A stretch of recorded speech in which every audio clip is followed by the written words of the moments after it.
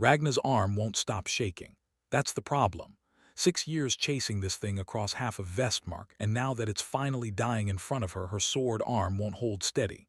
Fafnir's blood is black in the moonlight, pooling around a boulder that used to be a well house. She drew water there once. She was 10. The worm's head comes down slow, almost gentle, like it's tired too. Good. So is she. Neither of them has anything left to give this fight except the last of it. She doesn't cheer, doesn't cry either. She just leans on the star-forged spear buried in Fafnir's throat until her legs stop being legs and start being something closer to furniture, and slides down next to it and sits in the ash of the hold that used to have her name on it. 6 years. She'd thought there'd be more to feel than this. There isn't. There's just quiet and a dead monster and her own ragged breathing, loud enough in the stillness that it almost sounds like company. This is where the well house stood. Behind her, where the roof caved in on itself years ago, was the hall her mother used to bar the door of at night, a stupid habit. Her father always said, "Nothing gets through a worm-warded valley." He was wrong exactly once. Ragna doesn't remember screaming. People who were there say she screamed for an hour. She remembers only the smell and being 10 and being the only one who ran the right direction. Fafnir's body doesn't look like a monster anymore. It looks like a hill that fell over. Ragna sits with her back against its cooling scales because she genuinely cannot stand up, and because some petty, tired part of her wants to know what it feels like to lean on the thing that ruined her life and have it hold still for once. It holds still. That's the whole victory, really. It finally holds still, and the valley is quieter than she's ever heard it. The death roar had gone out over the valley like a struck bell. She'd felt it in her teeth before she heard it. 6 years of hunting alone taught her that sound carries farther than people think, especially over water, especially at night. So when she hears hoofbeats a few hours later, more than one horse, moving fast and organized, she isn't surprised. She's just not sure yet whether it's a rescue or an arrest, and she's too tired to have much of a preference either way. She could run. 6 years of practice at exactly that. But her legs have made their opinion known, and there's a version of this where hiding from the King's Road soldiers looks a lot worse than just being found sitting next to a dead worm with a star-forged spear in her hand. So she stays where she is, and she waits, and she does the thing she's worst at, which is letting herself be seen doing something good in front of witnesses, without a wall between her and them. 6 riders came over the ridge with torches and crossbows raised, and every single one of them stopped dead at the sight of the hill that used to be a worm. Their captain, a broad, gray-bearded man named Roth, got off his horse like his legs didn't trust the ground either. "That's not possible," he said to nobody in particular. Then, louder, to the girl sitting in the ash like she owned the place. "Is that thing actually dead?" "Yes," Ragna said. It came out flatter than she meant it to. Roth stared at her, filthy, bleeding from somewhere on her scalp, 24 years old and built like someone who'd spent most of them outdoors and hungry. And then at the enormous dead thing she was leaning against, and did the math slowly, like a man checking it twice. "You did that?" Not a question anymore. "Alone? Wasn't anyone else left to help?" She said, and didn't elaborate, because that was a much longer story than he had time for tonight. Roth didn't ask her name yet. He sent 2 riders back toward the King's Road at a gallop instead, shouting something about the capital, about the crown, about needing to see this confirmed by someone important before anyone believed it happened. Ragna watched him do it and felt something cold settle under her ribs that had nothing to do with the night air. 6 years. She'd imagined this moment 100 ways. None of them started with someone else deciding who got to hear about it first. "Can you ride?" Roth asked, not unkindly. She could, barely. He helped her onto a spare horse himself, careful, almost reverent, the way you'd handle something valuable and unpredictable at the same time. As they turned the horses toward the King's Road and the capital beyond it, Ragna looked back once at the ash where her home used to be, and where the only thing that had ever mattered to her finally lay still. She didn't know yet if she was being rescued or collected. She'd find out. Word travels faster than horses, apparently. By the time Ragnar's little escort reached the gates of Kingsharth, there was already a crowd, actual strangers, hundreds of them, pressed against the walls to see the woman who'd killed Fafnir. She hadn't seen that many people in one place since she was a child. 6 years alone in the wilds does something to a person's tolerance for noise. Hers, it turned out, was gone completely, and nobody here seemed to notice or care. They threw flowers, actual flowers, at a woman who still had worm blood dried black under her fingernails. Someone screamed her name, a name she hadn't given anyone yet, so word had clearly outpaced accuracy too. Ragna kept her eyes forward and her hand near her spear, not because she expected danger, but because it was the only part of this whole strange day that still felt like something she actually understood how to hold onto without any help at all. The castle was worse than the streets. Marble floors so clean she could see her own filthy boots in them. Servants who bowed to her, and then flinched when she said thank you like she wasn't supposed to talk back. She'd fought a worm for 6 years, and somehow this, a hallway with too much gold on the walls, was the first thing since then that actually made her nervous. She kept waiting for someone to tell her the joke and let her in on it. They gave her a bath, which she'd earned, and a dress, which she hadn't asked for and didn't want, and she said so plainly enough that the third servant who tried just quietly left the room and came back with trousers instead. Small mercies. She kept her own boots, cracked soles and all, laces knotted from 6 years of hasty mornings. Nobody argued about that one, possibly because nobody wanted to be the person who told the Wormslayer what to wear on her own 2 feet. The one place in the whole castle that felt like it made sense was the forge, where a broad, soot-stained old man named Bjern was looking over her spear like it had personally wronged him. "The star forged," he muttered, turning it in the light. "Nobody's made steel like this in 30 years. Where'd you even get it?" "My mother," Ragna said. "Before." Bjern didn't ask before what. He just nodded slow, like a man who already knew exactly which kind of story that was. He worked on the grip in silence for a while, and Ragna let him, because it was the first silence all day that didn't feel like it was waiting for something from her. Then, without looking up, "Careful what you're worth to people now." she frowned. "I killed the thing everyone was afraid of. Shouldn't that make me worth less trouble, not more?" Bjern set the spear down. "That's not how it works in there," he said, tilting his head toward the throne room. "Never has been." The throne room was the biggest room she'd ever stood in, and every inch of it was full. Jarls, courtiers, people whose titles she didn't know and whose eyes she could feel on her like weight. King Ormund himself was older than she'd pictured, silver-bearded, a voice that filled the hall without seeming to try. 6 years, he said, looking at her the way you'd look at a weapon you hadn't known you owned. 6 years, one woman, and Fafnir is Ash. Tell me how. She kept it short. The hunt, the years, the spear, the ending. She didn't mention the well house or being 10, or the part where this was never really about heroism at all. The court didn't need the true version. The court wanted the simple one, and she'd learned by now, barely a full day in this place, exactly which version people wanted from her. Ormund nodded along like a man hearing a song he already loved, humming the parts he knew. Vestmark has bled gold and blood to that monster for 3 generations. The king said, rising. Tonight that debt ends, and the woman who ended it will not go back to whatever hard, forgotten life she came from.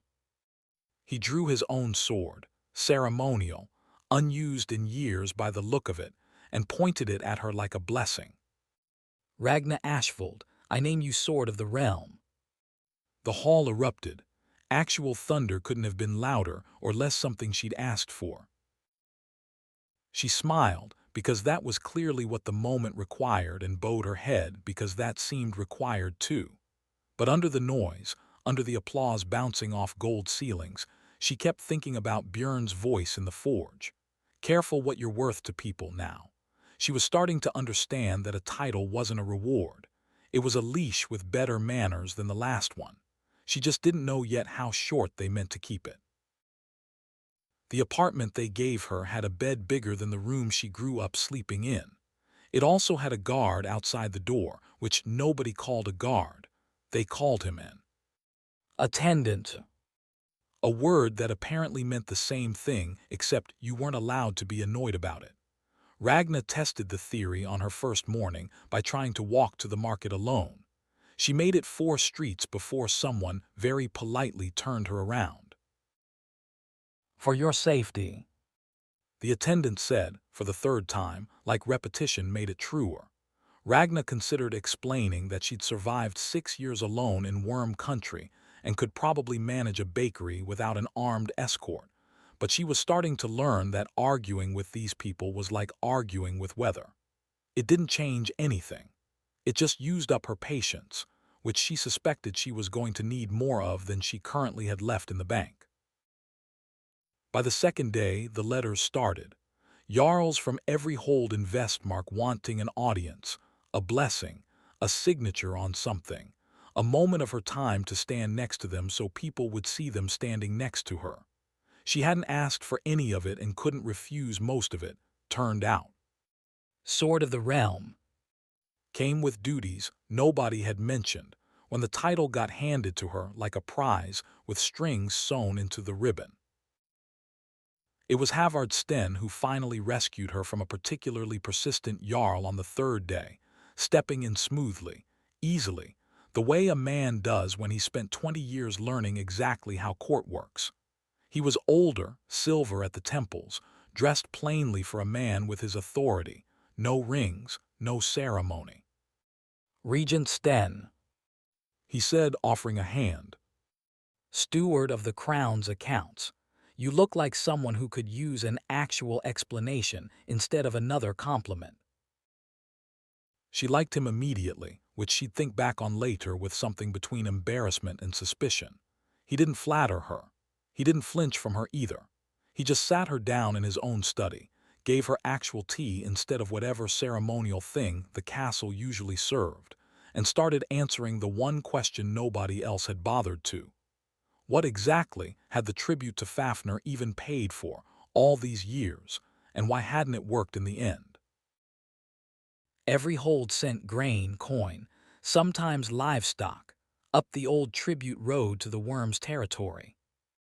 Sten said, laying it out plainly, like a man who'd explained it 100 times and didn't mind once more. Kept it fed, kept it lazy, kept it from burning anyone who paid on time. 3 generations of it. Ugly system. Kept the peace, though, more or less. Ragna nodded along, until something in the numbers he mentioned snagged at her, small and wrong. That's a lot of grain for one wyrm, She said slowly. Fafnir didn't eat like that. I watched it for 6 years. It hunted plenty on its own. Sten's expression didn't change, not exactly, but there was a beat, a half-second too long before he answered. Wyrms are wasteful creatures. He said, Most of it never got eaten at all. Spoiled in the lair, probably. Probably. She filed the word away without deciding yet what to do with it. I'd like to see the actual records, She said, keeping her voice light, curious, the tone of someone asking a small favor and not someone pulling a thread. just to understand it properly. 6 years hunting the thing, feels strange not knowing what it was actually costing everyone. It was, she thought, a perfectly reasonable request. The kind a grateful new title holder might make out of nothing more than idle interest, and nothing anyone with a clean ledger would think twice about refusing.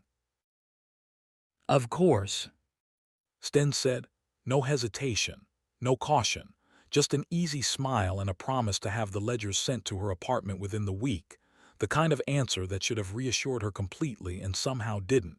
It was too fast, too clean. People who had nothing to hide usually took a beat to remember where they'd filed something, some drawer or archive. Sten hadn't needed to think about it at all, not even for a second. She thanked him and left, and told herself the whole walk back to her gilded apartment that she was imagining things. That 6 years of hunting a monster had left her looking for danger in rooms that didn't have any. But Bjern's voice kept surfacing anyway. Careful what you're worth to people now. She was starting to think the real danger in Kingsharth didn't wear scales at all.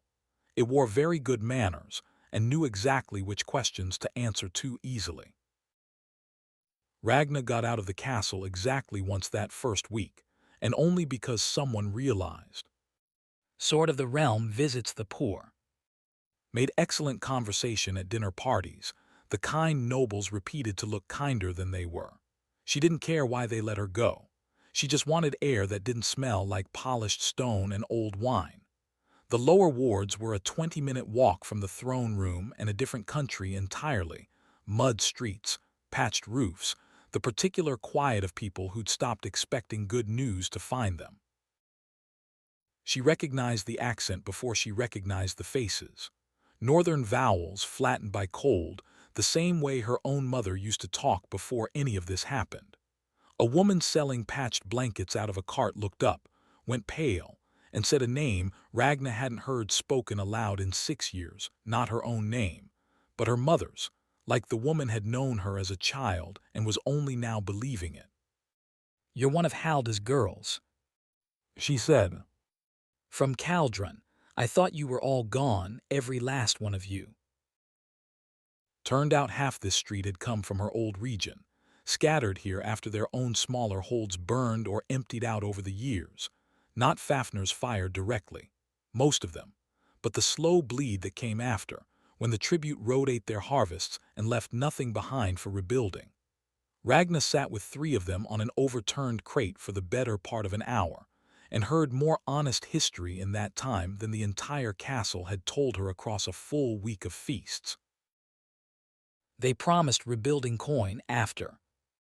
An old man told her, working a whittling knife he clearly didn't need for anything anymore, just something to keep his hands busy while he talked. Every hold that lost people to the tribute road got a writ, signed and sealed by the crown itself. Some folk are still waiting 12 years on that money. Most gave up asking a long time back. Ragna thought about Sten's warm office, his patient tea, his easy explanation. None of it had mentioned writs that simply never got paid out. She walked back toward the castle that evening carrying a very different question than the one she'd left with that morning. It wasn't just whether the tribute numbers added up neatly on Sten's page anymore. It was where 12 years of unpaid rebuilding writs had actually gone instead, and how many people just like this street full of strangers had quietly stopped expecting an answer at all, because asking twice, in this kingdom, was apparently a luxury poor people couldn't afford to keep spending. That same night there was a feast in her honor, because apparently one public appearance a day wasn't nearly enough for a kingdom this hungry for a hero. Roast boar, wine from 3 different regions, Jarls competing loudly to be seen laughing near her. Ragna kept thinking about the woman with the blanket cart while a server refilled a glass she hadn't even finished yet. The gap between these 2 rooms wasn't confusing to her anymore. It was the whole story, plainly, if she was finally willing to actually look at it. A young lord named Otho Dagny had been drinking since well before she arrived, and drinking made him careless in exactly the way sober nobles never let themselves get around her. He cornered her near the wine table, already too loud for the room. You've no idea what you've done to my family, he said, half laughing, half genuinely bitter underneath it. 20 years of arrangement gone just like that, poof. He tried to snap his fingers for effect and missed on the first attempt entirely. What arrangement? Ragna asked, keeping her voice as light and curious as she could manage, the same trick she'd used on Sten not long ago. Otho's smile flickered for half a second. The drink hadn't taken all his sense yet, just most of it, apparently just enough to loosen his tongue and not quite enough to stop him catching himself. Nothing. He said too fast, straightening up like the wine had suddenly worn off. Forget I said anything at all. Family business. Nothing you'd need to trouble yourself with, Lady Sword of the Realm. He said her title like it was an insult he'd been saving. He left quickly after that, weaving badly toward the nearest door, and Ragna stood alone near the wine table doing arithmetic she genuinely wished she didn't have to do. Not just Sten, then. Not one clever steward quietly skimming a fixed percentage for the crown's own supposed good.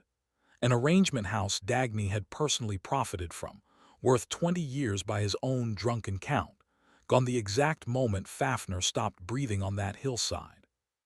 Whatever this actually was, it had roots far older and wider than any single man's private office. She smiled through the rest of the feast, because that was still, apparently, the job she'd agreed to without ever quite agreeing to it. But underneath the smile, something had shifted quietly, permanently, the way river ice shifts long before it actually breaks apart. She wasn't just curious about one strange ledger anymore. Somewhere in this gilded castle, more than one noble house had been paid handsomely to keep a monster alive and fed, and she just killed their income without asking a single one of them first. The ledgers arrived exactly on schedule, which should have pleased her and instead made her more suspicious than she'd been since the throne room. 3 neat volumes, beautifully bound, summarizing 20 years of tribute in tidy round numbers. No raw entries anywhere in them. No individual hold reports, no dates, nothing messy enough to be true. Just totals, already added up by someone else's careful hand, ready-made for a woman who was supposed to glance at them once and feel entirely satisfied. Ragna had hunted a wyrm for 6 years.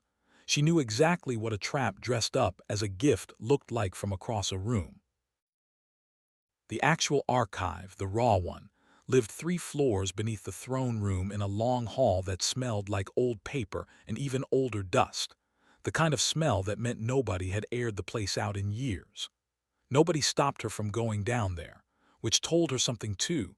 Either it genuinely didn't matter to anyone watching, or whoever ran this place was confident enough that a worm slayer wouldn't know the first thing about reading a filing system. She was about to prove that second assumption badly wrong. The clerk on duty was a thin, ink-stained young man named Ashwick, who nearly dropped an entire shelf of scrolls the moment he realized exactly who just walked in unannounced. My lady. He stammered, then caught himself and tried again more carefully. Sorry, it's just nobody important ever actually comes down here, not once in the 3 years I've worked this floor. Good. Ragna said, almost smiling despite herself. Then you won't mind showing an unimportant person where the real tribute records are actually kept. It turned out Ashwick had noticed the gaps years before she ever had reason to look for them at all. He just hadn't had anyone worth telling, or the nerve to go looking for one. I've logged tribute weights since I was 15 years old, he said, voice dropping even though the 2 of them were completely alone down here. The numbers going out never matched what the road masters reported arriving at the far end. Everyone just stopped asking, eventually, one by one. Wasn't my place to keep asking either. Wasn't safe to be the one still asking. It's safe with me, Ragna said, and meant it more than she'd meant anything since the throne room, maybe more than she'd meant the vows she'd made to herself in the ashes of Caldron. Ashwick studied her for a long, careful moment, the same look everyone gave her now, weighing whether the legend actually matched the tired woman standing in front of them, and then, slowly, started pulling scrolls off a shelf marked with a date more than 20 years back. After tonight, he said quietly. I never showed you any of this, understood? They worked well past midnight by the light of a single lamp, cross-referencing hold reports against roadmaster receipts, year by year, scroll by increasingly brittle scroll. Ragna wasn't built for paperwork, not really. She was built for waiting motionless in freezing rivers for a worm to finally surface. But patience was patience, whatever shape the enemy happened to take this time. And slowly, painfully, one careful column at a time, a shape started emerging from all those numbers that no honest accident could ever fully explain away. Here, Aslak's finger stopped hard on a column, his hand shaking slightly in the lamplight. every single year without fail, about a third of what the holds actually sent never shows up at all on the roadmaster's final delivery receipt. Not damaged goods, not spoilage, not spillage, nothing that clean or explainable. He looked up at her, eyes wide. 20 years of a third gone every single year. That's not an accident anymore, my lady. That's a system built and maintained on purpose. Ragna did the rough math out loud, slowly, the same way you check a wound to see exactly how deep it really went before deciding how worried to be. 2 full decades. A third of all tribute, every single year, from every hold across all of Vestmark combined. It wasn't just quiet coin for one man's comfortable retirement fund. It was enough gold to raise and arm a private company of soldiers for an entire generation, quietly, without a single Jarl in the realm ever noticing the true size of the leak. I'll copy the key entries properly tonight, before anyone else comes down here. Aslak said, already reaching for fresh parchment, his hand steadier now that the hardest part, actually showing her, was finally done and behind him. Something you can carry to the king directly, without needing to drag him down 3 flights of stairs into a dusty old archive himself. Come back tomorrow morning early. I'll have it ready and waiting for you. Ragna almost thanked him properly, almost told him to be careful walking home. She didn't think of it as a warning yet. She really should have. She came back the next morning to find the entire records hall roped off, 2 guards standing awkwardly at the entrance, and a small crowd of clerks murmuring together near the stairwell like something had gone badly wrong overnight. Aslak had fallen, they told her, careful not to meet her eyes for very long. A tragic accident, alone, late at night, down a flight of stone steps he'd walked 1,000 times before without a single incident. Ragna stood very still in the doorway and didn't believe a single word of it. Nobody officially called Aslak's death anything but an accident, and nobody unofficially believed that story either, judging by how fast the other clerks stopped talking about it at all, even to each other in quiet corners. Ragna didn't grieve loudly. She'd never learned how to do that, not since Caldron, not for anyone. Instead, she spent that whole grim day recalculating every safe assumption she'd made since first arriving in Kingsharth. The way you'd recheck an entire trapline after finding just one snare sprung wrong. The court, naturally, wanted a demonstration. Sword of the Realm trains before the people. Made for excellent rumor, apparently, the exact same logic that had sent her down to the lower wards in the first place. She agreed to it, mostly because refusing would have looked like exactly what it actually was, fear. And she wasn't ready to let anyone in this castle see that fear in her yet, especially not whoever had quietly arranged Aslak's suspiciously convenient stairwell. They handed her a practice weapon instead of her own spear, standard procedure, they told her, for a proper public demonstration bout in front of a crowd. Blunted steel, weighted carefully for safety, nothing sharp enough to do real harm. Ragna turned it once in her hand before the match even started, an old habit left over from 6 years of never once trusting a weapon she hadn't personally inspected first, and felt something in the balance that didn't sit quite right against her palm. It wasn't obvious, not at first glance. A hunter who hadn't spent 6 years learning to notice exactly this kind of wrongness would have missed it completely, waved it off as nerves. But the practice blade's edge caught the morning light a little too sharp near the very tip, in a spot where a genuine blunt weapon should have been rounded smooth and dull. Someone had quietly ground a real edge back onto a supposedly Safe. Weapon, and was betting good coin that she wouldn't bother checking first. Her opponent, a broad-shouldered instructor she'd never actually seen train a single other student before that morning, came in fast on the third exchange, harder and faster than any friendly demonstration bout ever needed to go, aiming a strike that would have opened her throat clean if the blade really had been as blunt as everyone kept insisting it was. It wasn't blunt. She'd already known it wasn't. So instead of blocking soft the way the crowd expected, she moved like the weapon in his hand was fully live.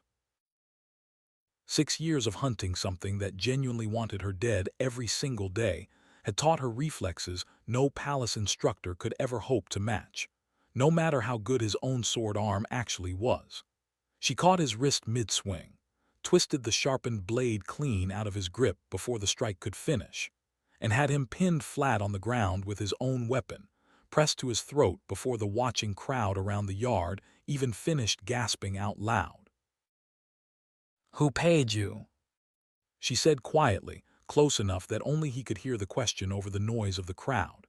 He didn't answer right away, professional discipline, or plain terror, or honestly probably both at once. Then something shifted in his face, a small flicker of resignation settling in behind his eyes, and Ragnar understood a half-second too late exactly what that look meant. He'd already swallowed something before the bout had even properly started. Poison, tucked carefully in a back tooth. Insurance, in case he failed and got caught alive. He was dying fast now, foam already gathering at the corner of his mouth, and whatever loyalty had kept his jaw shut clearly wasn't worth much at all against actual dying pain. He didn't give her a name. He didn't have the time left to give her one. He just grabbed her wrist with the very last of his failing strength and pressed something small and hard into her open palm, a signet ring, pulled loose off his own cooling finger before his grip finally went slack for good, and stayed that way. The ring wasn't House Dagny's crest, not even close. It was newer, sharper-edged, a raven clutching a single coin in its claws, a house sigil she didn't recognize at all, which was somehow worse than recognizing a known enemy would have been. This clearly wasn't one drunk young lord's petty grudge anymore.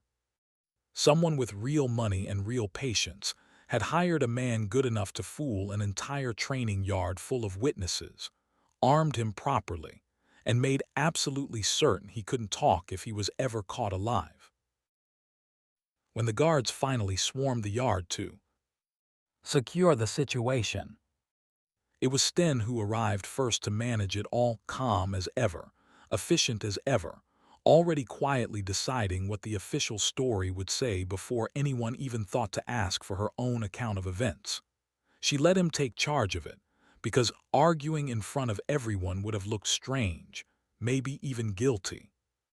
But she palmed the ring into her sleeve first, unseen, and understood with a cold, settling certainty that whoever controlled her safety also controlled exactly what she was ever allowed to survive finding out. After the training yard, after the ring, after 2 people connected to the truth had died, or nearly died in the span of one very bad week, Ragnar decided it was time to stop being clever about all of this and simply go straight to the source of the whole rotten mess. Not Sten. Not another frightened clerk. The king himself, plainly, in person, with whatever proof she could physically carry in her own 2 hands. She requested a private audience that same afternoon, alone. No attendance, no witnesses, and absolutely no warm tea offered beforehand this time. The request took 3 full days to even receive a proper answer, which struck her as strange for a woman supposedly important enough to be paraded through the capital's streets on a moment's notice. When the answer finally arrived, it wasn't quite a refusal, not in so many words. It was worse than that, really. An impeccably polite scheduling note, informing her that Regent Sten would of course also be present, purely to help with any administrative context the king might need while listening carefully to her concerns.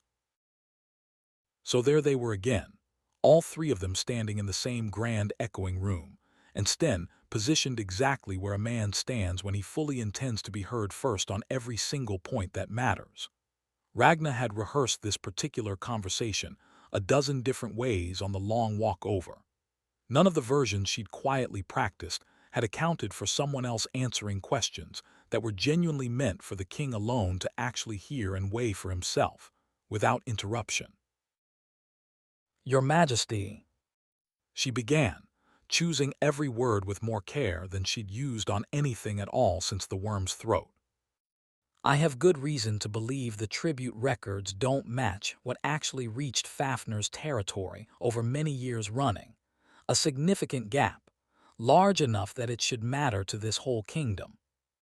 King Ormond's brow furrowed, and genuine confusion crossed his tired face in a way that struck her, unmistakably, as real, not performed for the benefit of any watching audience. Ah, this again. Sten said smoothly, cutting in before the king could even fully form a question of his own on the matter. Your Majesty, I did mention this concern to Lady Ashfield myself, some weeks past, in rather thorough detail. Worms are wasteful creatures by nature. Spoilage in the lair, mostly, nothing more sinister than that. I'm happy to walk you through the full figures again if it would ease anyone's mind here today.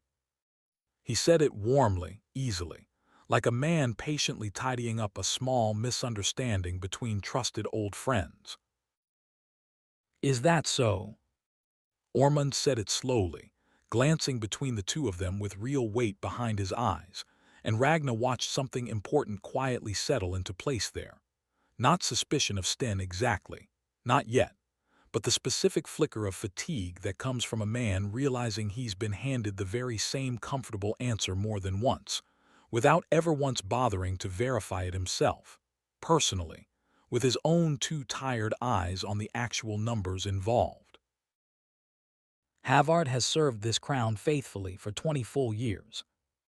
The king said finally, and it wasn't quite a dismissal in tone, but it landed like one anyway, heavy and final. I trust his figures completely. If you have concrete proof otherwise, Lady Ashfield, bring it to me directly yourself, and I promise I'll hear it out properly. Until then, I have 3 Jarls already waiting outside for a council session I'm badly late for. Sten's expression didn't shift at all, not even slightly. It didn't need to shift. She left the throne room understanding something crucial she hadn't fully grasped, not properly, until that very morning. Ormond wasn't the wall standing between her and the whole truth. He was simply a tired man who'd been handed the exact same reassuring story, by the exact same trusted voice for 2 entire decades running, and had genuinely never once had a solid reason to doubt a single word of it, because nobody had ever handed him proof strong enough to actually contradict it outright. Sten was the real wall, then. Not some villain twirling a mustache in a shadowed corner somewhere, but something far more effective and far harder to fight against. A patient, thoroughly competent man who'd spent 20 careful years making absolutely certain he was always the very last voice the king heard on any difficult matter, and the very first voice waiting whenever anyone else tried to push past him with some inconvenient question that actually deserved a real answer. Bring me concrete proof. The king had said, and honestly, he'd probably meant it. The trouble was that every single piece of proof she'd gathered so far had come from somewhere inside Sten's own carefully managed world. A dead clerk's whispered testimony, one drunk lord's careless slip of the tongue, numbers Sten himself could always explain away with one more patient, reasonable smile. She needed something from entirely outside his reach. Something he genuinely couldn't smooth over from behind a desk in Kingsharth, no matter how good his manners were. She went back to the forge that evening, because it remained the only room in this entire glittering castle that hadn't lied to her yet, not once, and because Bjern had warned her about exactly this kind of danger before anyone else had bothered to say a single word. He looked up from his work the moment she walked in, took one long look at her face, and set his tools down carefully without her even needing to ask. Someone tried something. He said quietly, not a question at all. She told him about the training yard, the sharpened blade nobody had bothered to check, the poisoned tooth, the small signet ring with its raven and coin. Bjern's face went carefully blank in a way she recognized clearly now, the specific stillness of a man deciding exactly how much old truth he could still afford to hand over safely. And the clerk. He said, voice low. A slack. I heard about the stairs, same as everyone. He said it like a man who'd heard that particular kind of accident story more than once before in his long life. You know something. Ragnar said, not an accusation exactly, just the plain truth sitting quietly between them in the low firelight. You've known something since the very day I walked in here carrying my mother's old spear. Bjern was quiet for a long moment, hands moving over some unfinished piece of work he clearly wasn't actually shaping anymore. Just something solid to hold onto while he decided whether 20 careful years of silence were finally worth breaking, here, tonight, for her. I forged fittings for the tribute road once, long ago. He said finally, the words coming slow and heavy. Chains, cart reinforcements, the iron banding for the transport crates themselves. I was young, needed the coin badly, and nobody ever asks a blacksmith to check the honesty of a shipment manifest before he takes the work. He looked up at her, something old and deeply tired behind his eyes. I told myself that excuse for years. Told myself it quite well, actually. Never once asked why the same crates went out heavy and always came back light. There was a steward once out at Ashwick Hold. He continued, his voice dropping lower still, like each word cost him something real and physical to say aloud after all these years. Karsten, his name was. Honest man, stubborn as an old mule that's decided not to move for anyone. Refused outright to sign off on shipment weights that didn't match what actually left his own hold's gates.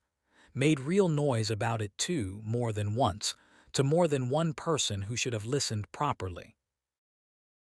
What happened to him? Ragnar asked, already half knowing the general shape the answer would take before he even said it. Quietly retired. Bjern said. No accident, no convenient stairs, nothing so dramatic as all that, just a comfortable pension and a very firm, very polite suggestion that Ashwick had no further need of his particular services going forward. He kept his own private ledger the whole time regardless, though. Out of conscience, people still say. Never handed it over to anyone at all, never destroyed it either. Just kept it, quietly waiting for the right person. Is he still alive? She asked, and Bjern nodded slowly, deliberately. Last I heard, yes, very much so. Old now, keeps mostly to himself out at Ashwick these days. 2 days hard ride from here, maybe 3 if the northern roads are running bad this time of year, which they often do. He met her eyes properly for the first time since she'd walked through his door tonight. If his private records still exist somewhere, and if he's willing to hand them to a stranger he doesn't know from the road, that's proof Sten genuinely can't smile his way past. Don't go through any official channels to reach him. Bjern added quickly, like the thought had only just fully landed in his mind. Don't request an escort from the castle. Don't file a travel notice with the steward's office downstairs. If Sten's reach truly extends as far as I'm starting to suspect it might, a formal request would reach his desk before you'd even finished packing your saddlebags for the northern road tomorrow morning at first light, ready to leave. She could have told him exactly what she thought of a man who'd stayed comfortably quiet for 20 years, while a system like this one bled his own countrymen dry, season after season, year after year. She didn't say any of it. She was too tired for that particular judgment tonight, and besides, he was the first person in this entire gilded city who'd actually handed her something genuinely useful instead of one more carefully polished lie. Thank you. She said simply and meant every word of it. Bjern nodded, not quite meeting her eyes again, and quietly went back to his unfinished work. Ashwick Hold.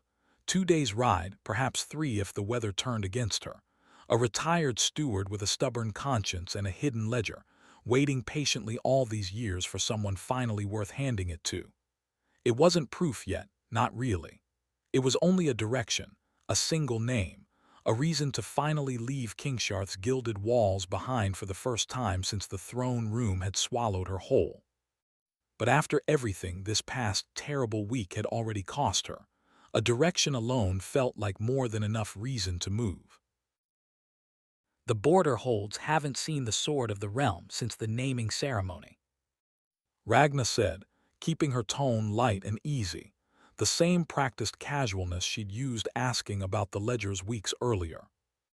Seems like poor diplomacy, honestly, with Fafnir gone and everyone still nervous about what comes next for all of us. I'd like to ride out and reassure a few Jarls in person, properly, face to face. It wasn't even really a lie. It was just missing one small detail about her actual final destination. Sten considered it a moment longer than she liked, though there wasn't much reasonable ground for him to refuse a request that sounded so thoroughly loyal to the Crown's own stated interests. A sensible idea. He said finally, folding his hands together. I'll arrange an appropriate escort for the journey. No escort. Ragna said a touch too quickly, then softened it deliberately. I've spent 6 years riding alone through worse country than this. Company would only slow honest diplomacy down at every stop. He let it go, though something behind his eyes filed the refusal away carefully, for later use. Saddling her own horse again for the first time in weeks felt almost indecent, like getting away with something she wasn't strictly allowed to enjoy this much. No attendants trailing 3 careful steps behind her. No servants flinching at a plain, honest thank you. Just leather and horsehide, and the particular quiet of a stable at dawn. The first genuinely private hour she'd had entirely to herself, since the ash of Caldron had finally gone properly cold and gray beneath her boots. A young woman was already waiting by the stable gate when Ragna led her horse out into the morning light, arms crossed tight, clearly having planned this particular ambush for some time now. You're going to Ashwick. She said, not a question at all, not even close to one. My brother Aslak told me everything he found. The very night before he supposedly fell down a set of stairs he'd walked 1,000 times before without incident. I want to come with you. Her name, it turned out, was Yrsa. Ragna studied her for a long, careful moment, red-eyed, stubborn-jawed, clearly not someone who'd back down easily just because she'd been told no by a woman who'd personally killed a wyrm. It's dangerous. Ragna said honestly, because Yrsa deserved at least that much honesty from her. People who ask these particular questions keep having very bad accidents lately, one after another. My brother's already dead. Yrsa said flatly, not blinking. I'm not asking you for safety. I'm asking to finish exactly what he started before someone shuts me up too. So they rode out together, 2 horses side by side on an empty northern road, the castle shrinking slowly behind them into something almost forgettable in the morning haze. Yrsa turned out to be sharper than her grief let on at first glance. She'd worked alongside her brother in the records hall for nearly 2 years, knew the filing systems better than most senior clerks ever bothered learning, and had strong opinions about corrupt stewards that made even Ragna laugh once, quietly, despite everything weighing on both their shoulders that morning. It was the first real conversation Ragna had had in weeks that wasn't managed, performed, or quietly watched by someone deciding what story to tell about it afterward. They talked about nothing important at all for a full hour: bad castle food, worse castle shoes, the particular indignity of servants who apologized for simply existing too close to you. It felt briefly, almost like having a friend again, a feeling Ragna realized she'd genuinely forgotten the shape of these past 6 years. It was Yrsa who noticed first, glancing back at a bend in the road for no particular reason, and going quiet mid-sentence, her whole posture changing at once. That rider's been behind us since the second milestone, She said carefully. Ragna had actually clocked him herself nearly an hour earlier and said nothing about it, quietly hoping she was simply wrong. A single horseman, keeping steady distance, making absolutely no effort at all to either close it or fall back out of sight entirely. They tested it deliberately together, slowing suddenly at a stream crossing, then pushing hard for a stretch of open road right after. The rider matched them perfectly both times, without ever once trying to hide the plain fact that he was matching them at all, on purpose. That single detail told Ragna everything she really needed to know about the whole situation. A real assassin closes the distance quietly, in the dark. This one clearly wanted to be seen, from a comfortable distance that never quite became an outright threat. It's not an attack. Ragna said slowly, working the whole thing out loud as she said it. It's a message, plain and simple.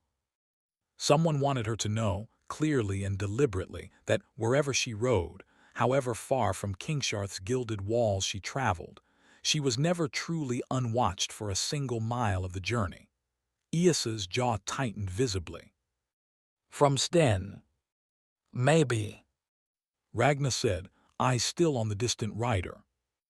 Or maybe from whoever Sten himself answers to.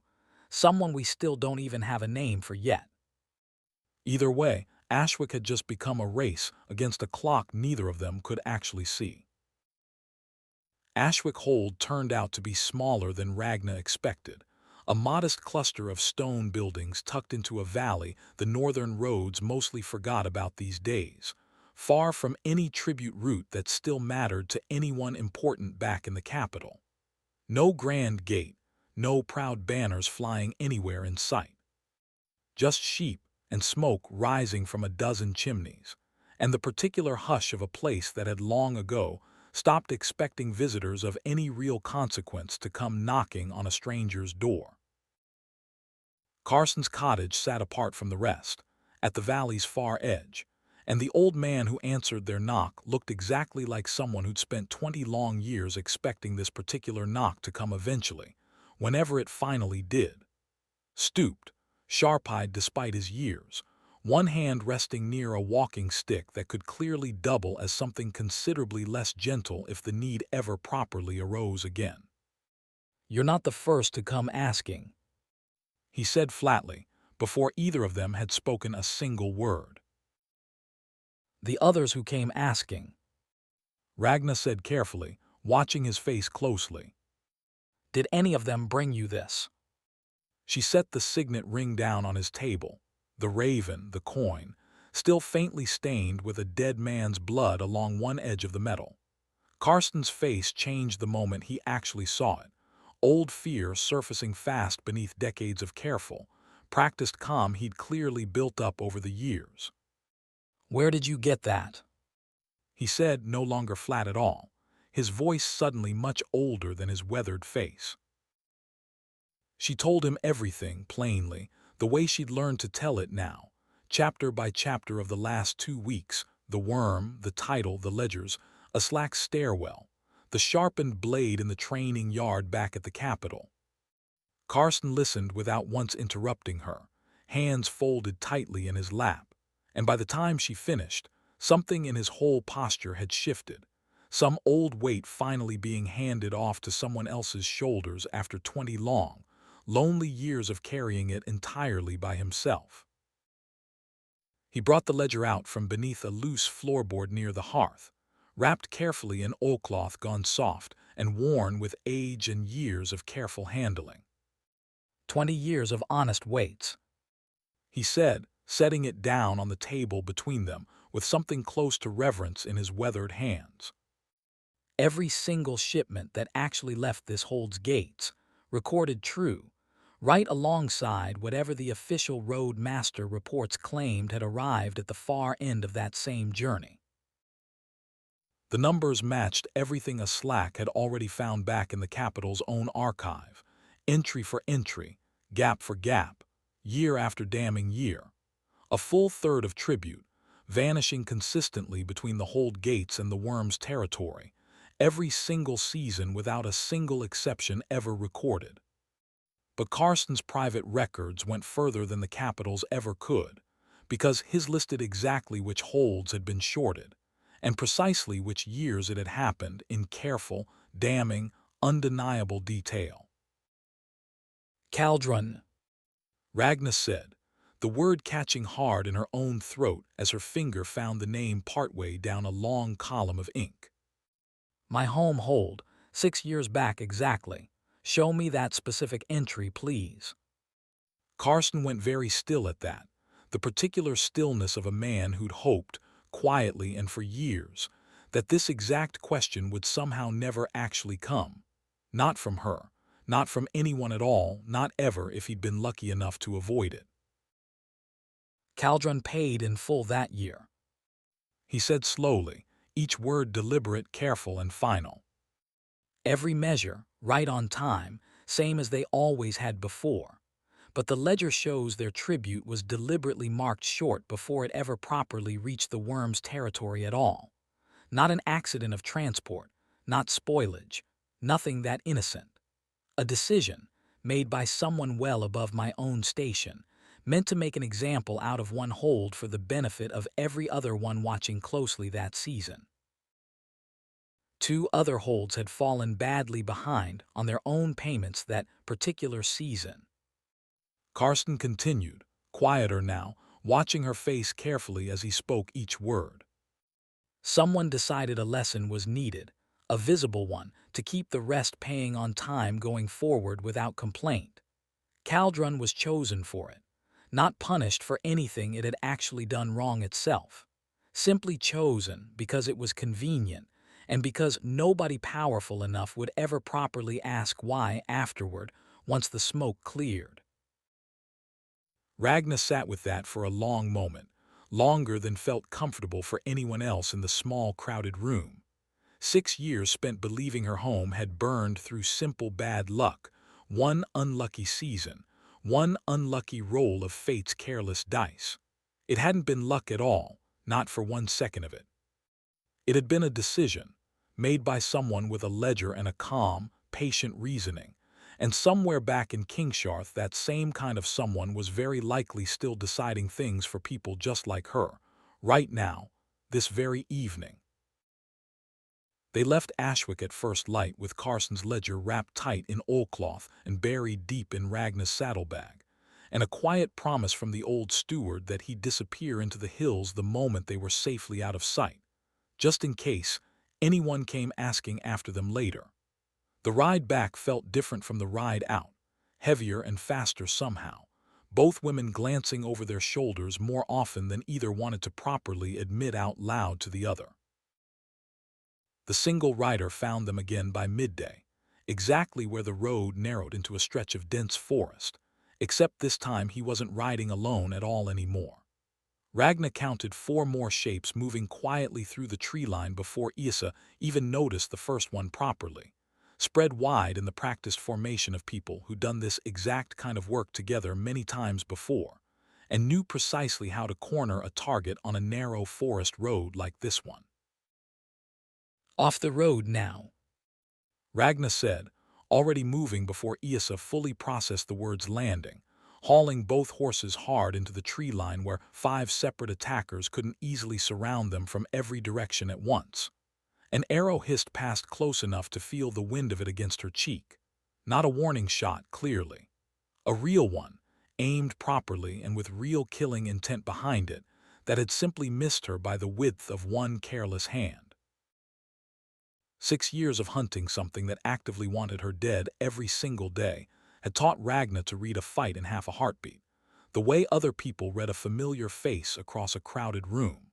5 trained attackers was genuinely nothing at all compared to one furious wyrm twice her height and 3 times her weight.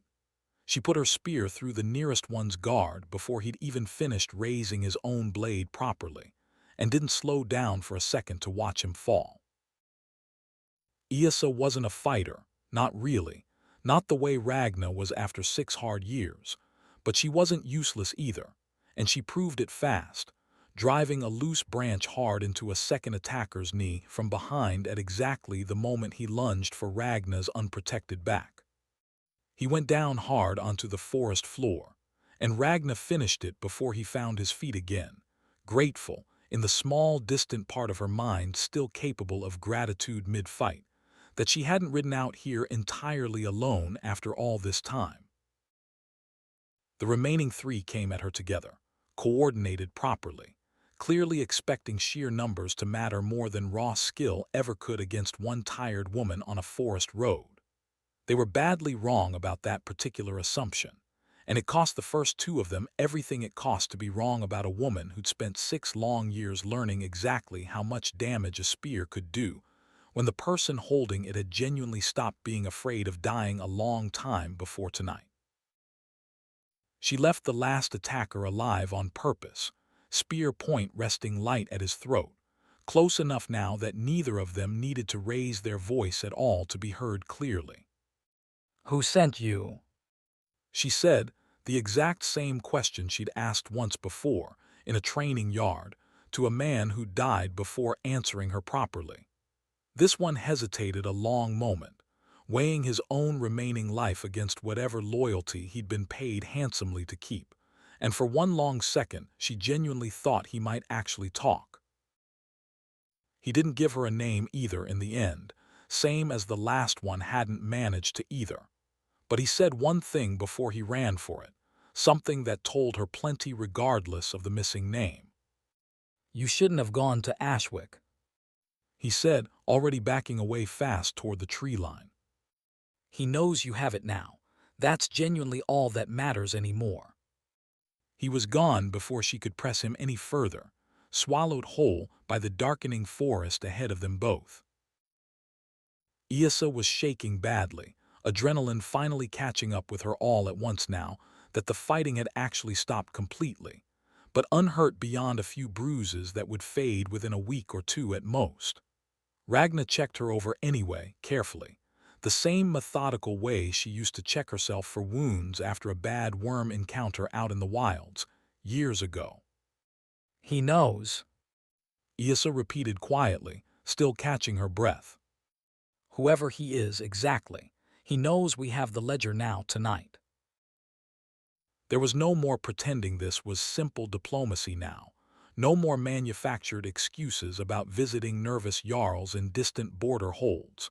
Someone back in Kingsharth knew exactly what she was carrying home with her tonight, and knew precisely where she'd found it, down to the very valley. The only real question left worth asking was whether she could reach the king with Carson's proof before Sten found some clean, comfortable way to bury all of it, and her, and everyone who'd helped her get this far down the road. They rode the last stretch to Kingsharth without stopping to rest properly, trading catnaps in the saddle, whenever exhaustion finally won out over the adrenaline still running through both of them, and reached the capital's gates just as the sun was climbing toward midday overhead. Ragna didn't bother changing out of her travel-worn clothes or washing off 2 full days of hard road first. Every hour she spent tidying herself up was simply another hour Sten could spend deciding exactly what to do about her. He was waiting for her in the castle's main hall, of course, exactly where a man stands when he already knows precisely which road you rode home on, and precisely what you're carrying in your saddlebag right now. No guards flanking him at all, no obvious threat in his calm posture anywhere. Just Sten, composed as ever, hands folded neatly in front of him, like a man warmly greeting an old friend returning safely from a long and difficult journey. I heard your diplomatic tour ran into some trouble on the road, He said, and there wasn't even a pretense of real surprise left in his voice anymore. Not really, not after everything. Bandits apparently. Terrible how lawless the northern routes have become these past few years. Ragna didn't bother matching his careful pretense with one of her own this time around. 5 trained men. She said flatly, watching his face closely. Bandits don't usually work in tight formation like that. Something in Sten's expression finally shifted, just slightly, the careful practiced warmth cooling fast into something far more honest and considerably more tired underneath it all. No. He agreed quietly, meeting her eyes properly for what felt like the first time. They don't usually. He didn't deny it outright. He didn't confirm it either, not in so many words that could ever be repeated later to anyone with real authority to act on them. He simply let the silence between them say the rest of it plainly enough for both of them to understand. You think I'm a monster?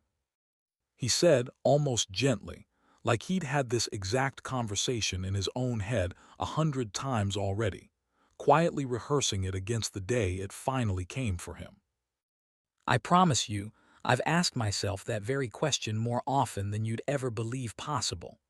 20 years ago, this kingdom stood one bad harvest away from 3 separate civil wars breaking out all at once. I kept it standing alone, with numbers nobody else wanted to touch. That money bought armies nobody ever saw, bribes nobody ever traced, and a peace nobody properly thanked me for. Caldron, Ragna said, the single word landing like a blade set carefully down on a table between them both. my home, chosen deliberately to teach 2 other holds a hard lesson about paying their tribute on time. Was that piece too in your accounting? Sten's composure cracked for the first time since she'd properly known him, something genuinely pained crossing his weathered face before he could smooth it back into practice place again. That decision was made before my time in this office. He said quietly, I inherited the whole system already running. I didn't build it myself. But you kept it running anyway. she said unmoved. 20 more years of it, long after you knew exactly what it had cost people like my own family. He didn't have a clean answer ready for that one, and for a long, heavy moment he simply looked at her, an old tired man who'd spent 2 decades convincing himself that keeping a terrible system quietly functioning was somehow nobler than ever tearing it down and starting over honestly, whatever the short-term cost. He could have tried to stop her right there in that hall, with witnesses watching from every doorway and balcony above them. He didn't try. Whatever else Havard Sten truly was, he wasn't foolish enough to commit an obvious, visible crime in front of half the castle's own staff, not when quieter methods had already failed him twice already this same week. He simply stepped aside instead, and let her pass toward the throne room doors without saying another single word between them. Yrsa caught up to her at the base of the throne room steps, breathless from the run, Karsten's ledger still held safely in her own arms where Ragna had trusted her to carry it the whole final stretch home. Are you actually ready for this? Yrsa asked quietly, searching her face. Ragna thought about the well house, and a slack stairwell, and a raven end coin ring stained dark with old blood, and 6 long years of a fight she genuinely thought was already finished and done with. No, She said honestly and meant it completely. but I'm doing it anyway right now. She nodded to the guards stationed at the great doors, who exchanged an uncertain glance between themselves before finally pulling the doors open, slow and heavy on their old iron hinges. Beyond them, King Ormond looked up from his council at once, already mid-sentence to some waiting Jarl, his whole expression shifting the instant he saw her standing there, a travel-worn, ledger in hand, and utterly, finally done with being carefully managed. The doors swung open onto a court already mid-session, Jarls and clerks turning as one to see who'd interrupted them, and King Ormond's face changed the moment he recognized her standing there in travel-worn leather, with a ledger held against her chest like a shield. The sword of the realm. He said, rising from his seat, warmth in his voice that sounded, for once, completely unrehearsed and genuinely relieved. We heard you've been attacked on the road. Are you hurt? Yrsa, is she? He caught himself, remembering the court was watching, and composed his expression back into something more properly regal, though the concern didn't fully leave his eyes. Not badly hurt, your grace, Ragna said, and didn't waste the opening on pleasantries she couldn't afford. but I need you to hear something important, and I need you to hear it plainly, before anyone in this room has a chance to soften it for you first. She held up Carson's ledger, its worn leather cover catching the throne room's cold light. 20 years of tribute gold that never reached the wyrm's lair, skimmed, tracked, name by name and hold by hold. My own home was starved of it deliberately, the very year it burned, to teach 2 other holds a lesson about paying on time. A ripple went through the gathered court, low and uneasy, Jarls exchanging glances that ranged from alarmed to carefully blank, and Sten stepped forward from among them before the king could even open his mouth to respond, his expression arranged into something between concern and gentle correction. Your grace, forgive the interruption. He said smoothly, voice pitched to carry just far enough. Lady Ashwold has been through more in 1 week than most soldiers face in a decade of service. Grief and exhaustion both do strange, understandable things to a person's certainty about what they've actually seen. This isn't grief. Ragna said sharply, but Sten was already turning to the king with the ledger's very existence, somehow already halfway explained away before anyone had even opened it. Of course it isn't entirely. He said, tone carefully soothing, hands spread in a gesture of reasonable concession. But you'll agree, your grace, that a woman who watched her home burn as a young girl might reasonably see conspiracy hiding inside simple wartime bookkeeping errors nobody bothered correcting properly. I'd hate for the crown to act rashly on evidence assembled under such understandable emotional strain, however sincerely felt. Ragna watched the king's face shift, watched 30 years of trusting this one steady, reasonable voice do exactly what Sten had spent decades building it to do, softening plain certainty into polite doubt without a single outright lie ever spoken anywhere in the room. King Ormond looked at her with something that had been genuinely open a moment ago, warm and worried, and was now, carefully, visibly closing back up like a door easing shut. Lady Ashwold, He said not unkindly, though the warmth had cooled considerably. I don't doubt your honesty for a moment. I do question whether you're seeing this clearly right now. The ledger doesn't care whether I'm seeing clearly or not. She said, holding it out toward him directly, refusing to let this become a conversation about her own state of mind, instead of the numbers written plainly on every single page. Read it yourself, your grace. The names are all there in order. The dates are all there, matched against what actually arrived. The king didn't take it from her hand, not yet, his eyes flicking once, briefly, toward Sten before he finally answered her. I will have it reviewed properly. He said, Through the proper channels this council maintains for exactly this purpose. Proper channels. Sten repeated warmly, already moving smoothly to take the burden of arranging it entirely off the king's own hands.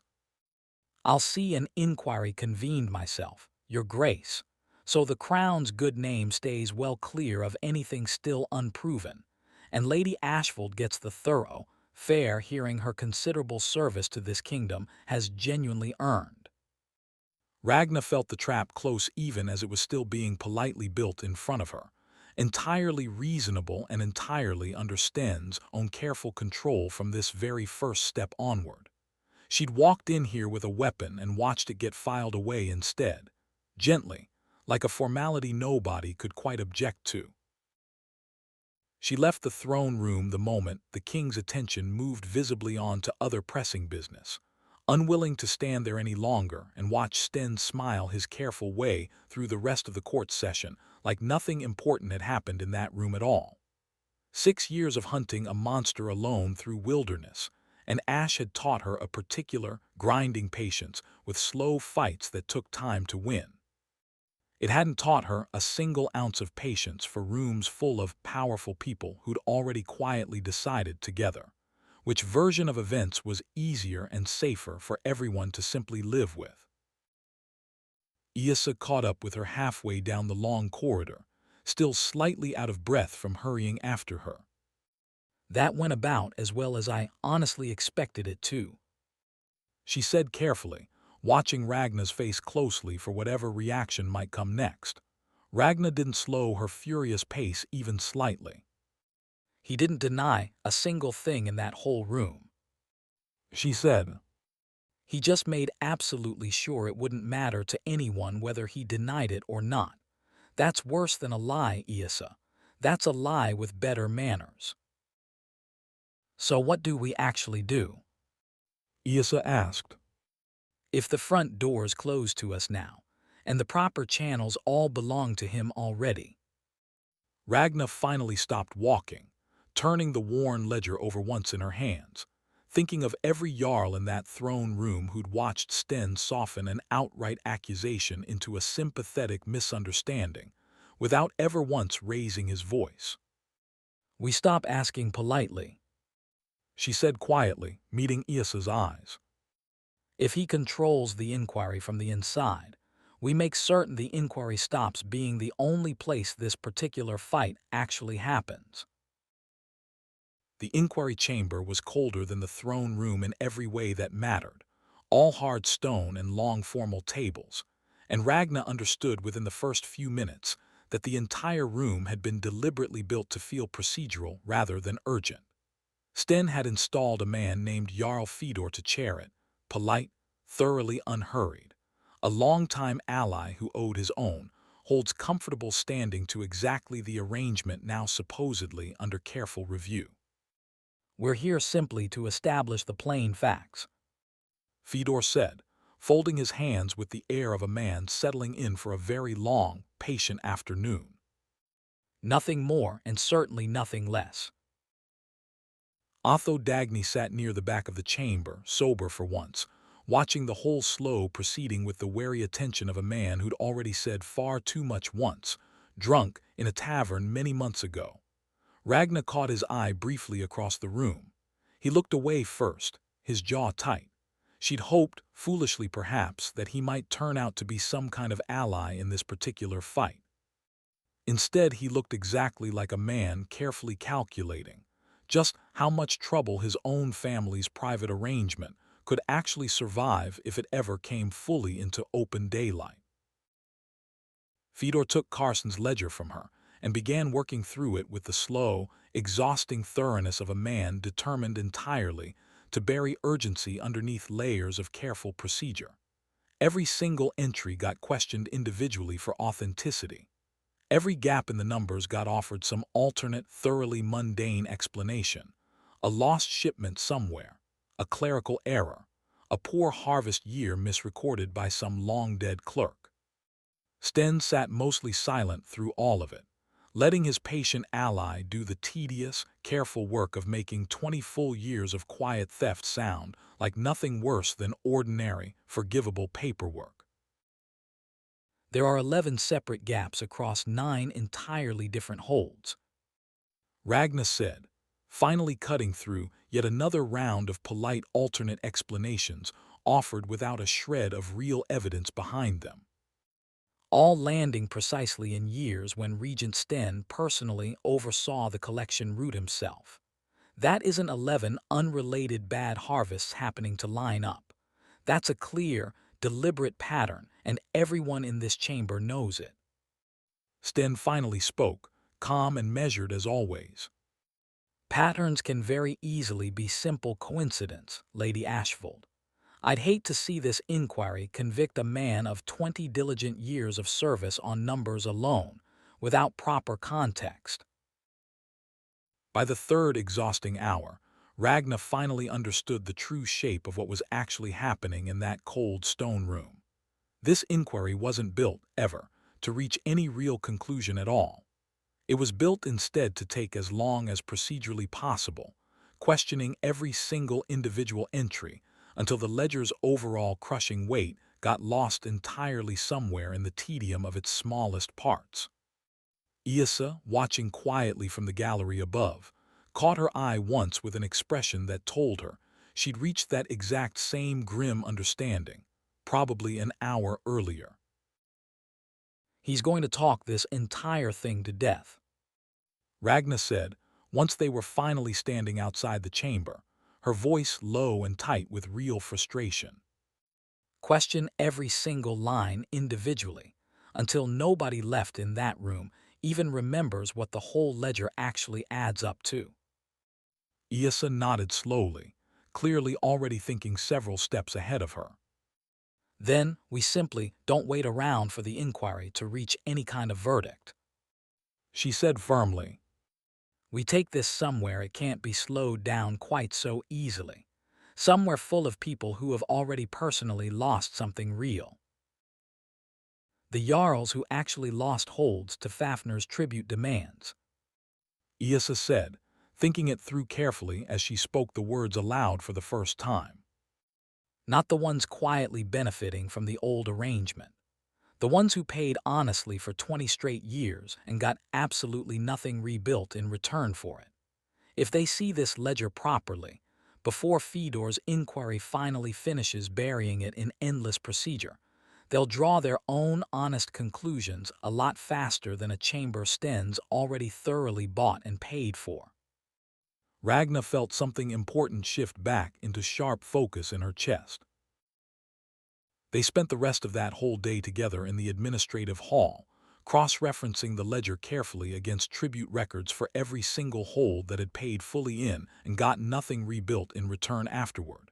It was slow, careful, thoroughly unglamorous work, exactly the kind Ragna had never once expected the fight for her own family's justice to actually look like in practice. No spear here, no monster to face down. Just names, cold numbers, and the small, stubborn hope that enough of them gathered together might finally mean something real. By evening they had 11 solid names, minor nobles, hold stewards, one widowed Jarl's wife still bitterly petitioning for rebuilding funds that had simply never once arrived after all these years. 11 names isn't the whole court, Yrsa said, studying the finished list with a mixture of real hope and quiet exhaustion both. No, Ragna agreed, tired but steady. but it's 11 separate people who paid honestly and got robbed for their trouble anyway. That's 11 people Sten can't simply call unstable or grieving or confused all at once. Ragna folded the finished list carefully and tucked it safely inside her coat, right next to the ledger itself, feeling for the first time since that throne room encounter that this fight finally had a shape she could actually work with properly. Start with the widow, She said, decision settling firmly into her voice. She's got the least left to lose by being openly angry in public, and considerably more reason for it than most. Yrsa allowed herself something close to a genuine, tired smile. Now you're finally thinking like someone who's actually done this kind of thing before. The widowed Jarl's wife lived in a modest, weathered house near the edge of the lower wards, a considerable fall from whatever standing her late husband's title had once carried in better years, and she opened the door herself with the tired, practiced wariness of someone who'd stopped expecting good news from unfamiliar strangers a very long time ago. Yrsa did most of the talking at first, gentle and unhurried, the way she'd learned handling grieving petitioners at the records hall long before any of this fight had ever properly started between them. When Yrsa finally showed her the relevant entries, her late husband's hold, tribute paid faithfully in full, rebuilding funds that had simply never once arrived afterward, the widow went very still, staring down at the small, careful numbers like they confirmed something she'd quietly suspected for years, without ever having proof solid enough to hang it properly on. 20 years. She said quietly, voice barely above a whisper. I wrote 3 separate petitions myself in my own hand. I was told each time that the treasury was simply stretched too thin to help. It wasn't stretched thin at all. Ragnar said gently but firmly.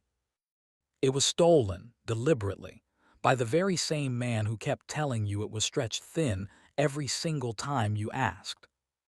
The widow's hands trembled slightly around the worn ledger page, but her voice, when she finally spoke again, came out steadier than either of them had quite expected.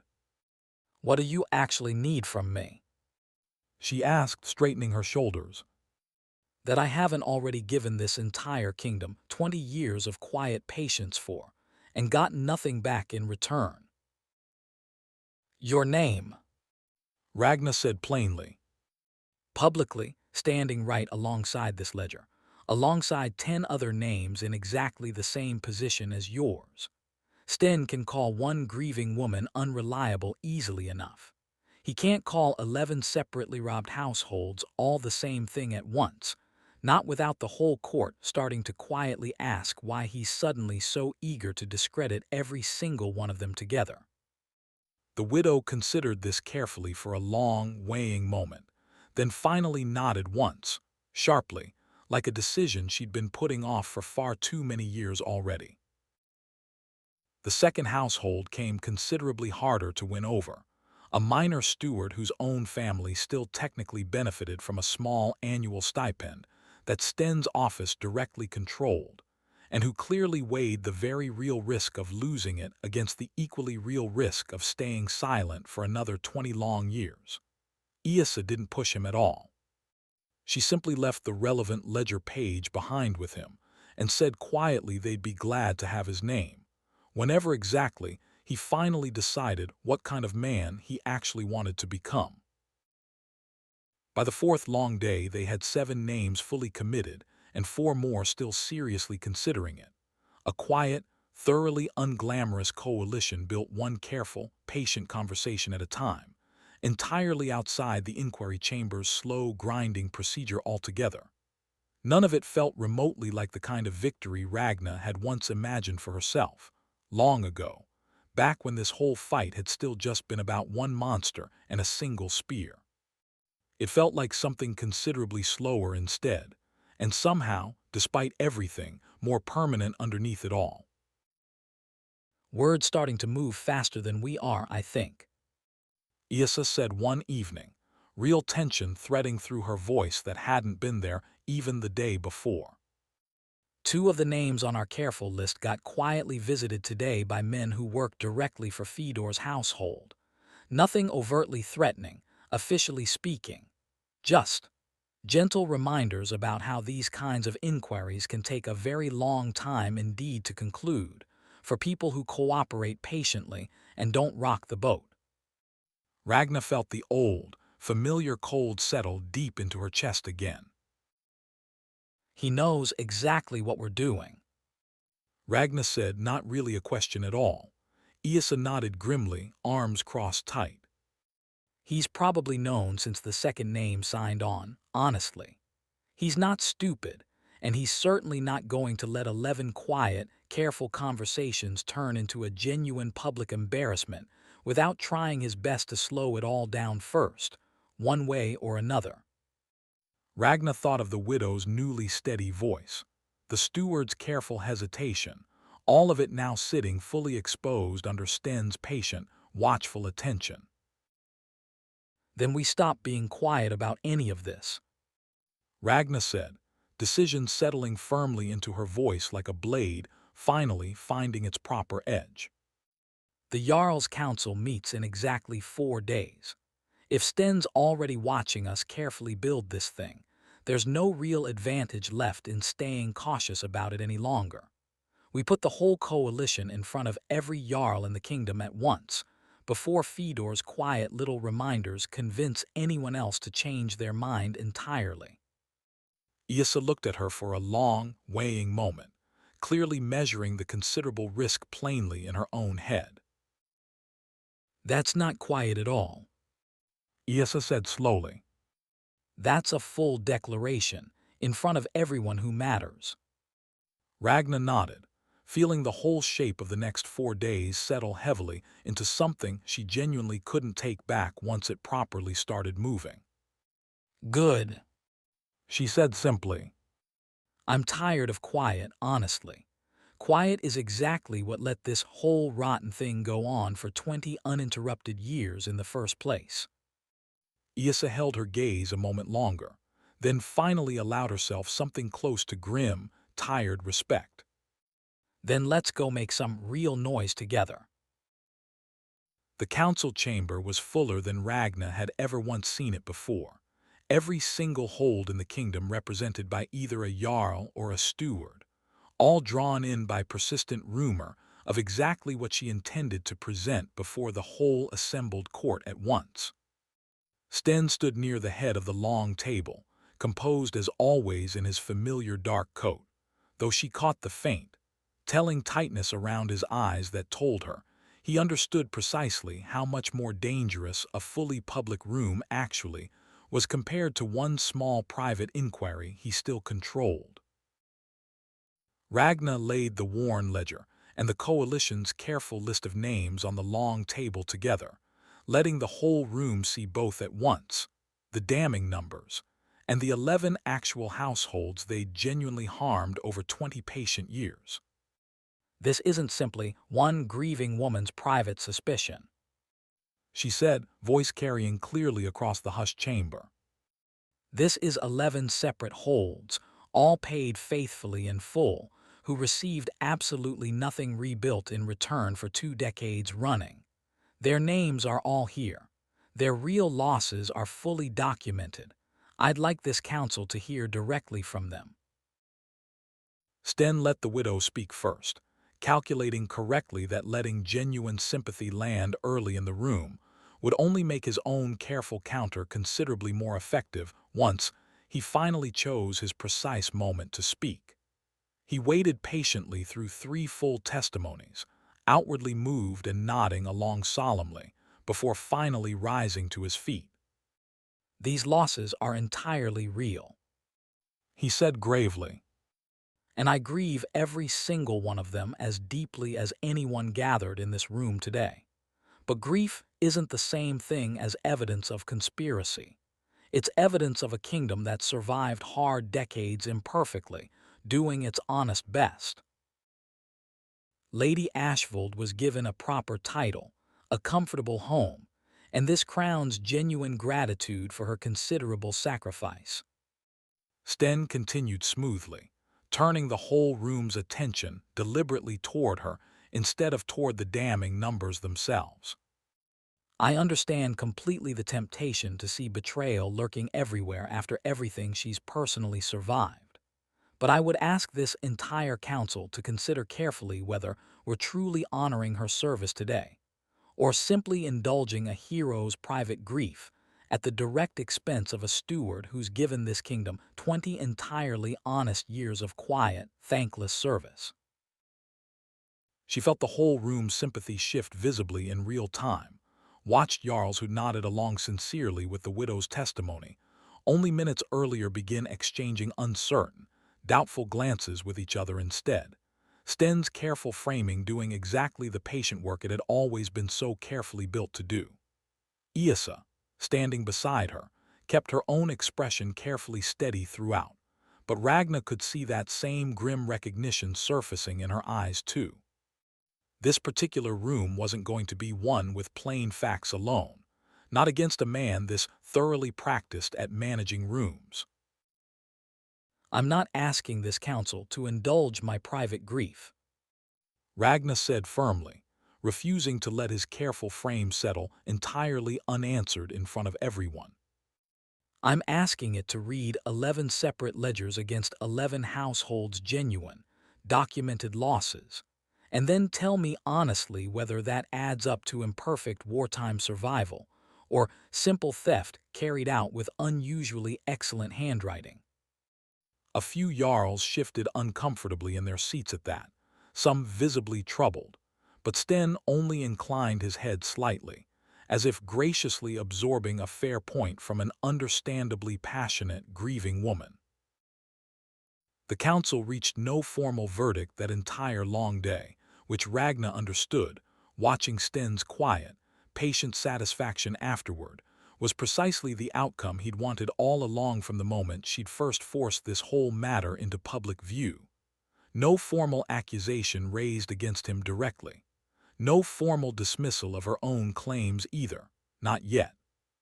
Just an uncertain, divided room, split roughly down the middle, exactly the kind of comfortable stalemate a patient man like Sten could work with for however long it took to slowly wear the other side down completely. That wasn't really a loss today, Yrsa said afterward, though her voice carried considerably more hope in it than genuine certainty. You got at least 3 Jarls asking real, pointed questions by the very end of it. Ragna wasn't nearly so sure of that herself. He got exactly what he wanted out of that room. She said tiredly. A stalemate lasts precisely as long as he needs it to last. I need this whole thing over and done before he finds some clever way to make it permanent instead. Yrsa didn't argue the point, because she honestly couldn't disagree with it either. A castle page found the two of them before they'd even properly reached the main stairs, breathless from running, carrying word that had already spread quickly through half the servants' quiet corridors by then. One of the 11 coalition households, a minor steward who'd hesitated the longest of anyone before finally, nervously signing on, had been publicly stripped of his modest stipend that very same afternoon, his family's already fragile standing quietly ruined within mere hours of the council session properly ending. Ragna felt the cold, deliberate precision of it settle heavily into her chest all at once. Not outright violence, not yet anyway. Just a clean, entirely public demonstration of exactly what happened to ordinary people who dared put their own name right next to hers. He's not hiding behind careful deniability anymore, She said quietly, watching Yrsa's face go pale beside her. Then who's next? Yrsa asked, voice tight with real fear now. Once he finally decides deniability simply isn't worth the trouble at all anymore.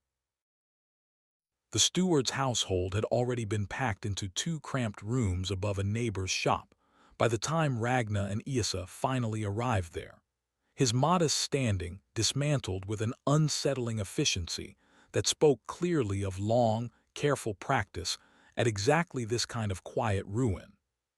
He wouldn't quite meet Ragna's eyes when he finally opened the door for them, shame and plain fear both written openly across his tired face, and she understood immediately that whatever fragile courage he'd found signing the coalition's list had been thoroughly, completely spent overnight.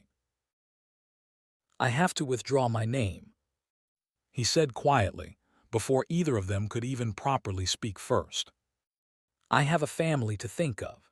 I have young children who need somewhere decent to sleep that isn't just borrowed rooms above someone else's shop, however grateful I am for even that much right now. Ragna didn't argue with him at all. She understood the harsh calculation better than she wanted to admit, even to herself. I won't ask you to stay in this fight, She said gently.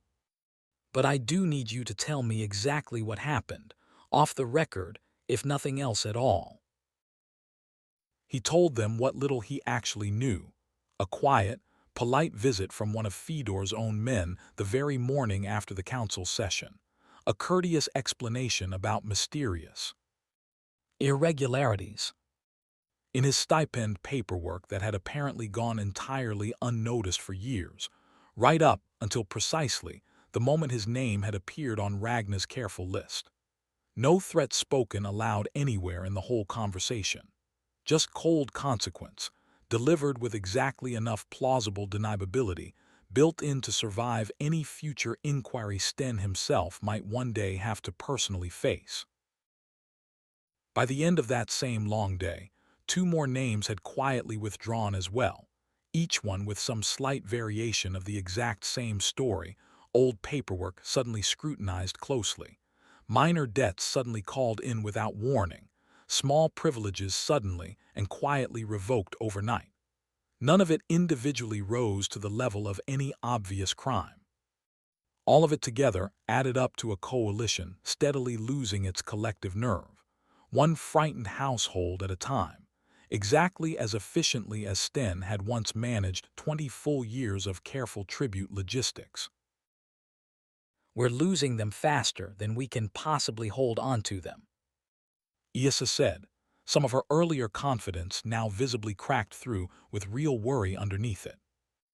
If this keeps up much longer, we'll have perhaps 3 names left by the time the inquiry finally reconvenes properly, and he'll call that meager number proof the whole coalition was never even credible to begin with. Ragna didn't have a clean answer ready for her, not yet, and the simple not having of one sat heavy and cold in her own chest. She went to the forge that evening, not entirely sure herself what she was hoping to actually find there beyond the one honest, familiar room she still fully trusted in the whole sprawling castle. Bjern was working late, as he often did these days, and didn't look up right away when she quietly came in through the door. You're losing people from that list, He said eventually, without turning from his careful work. Word travels fast in a castle this size, even all the way down here in the forge.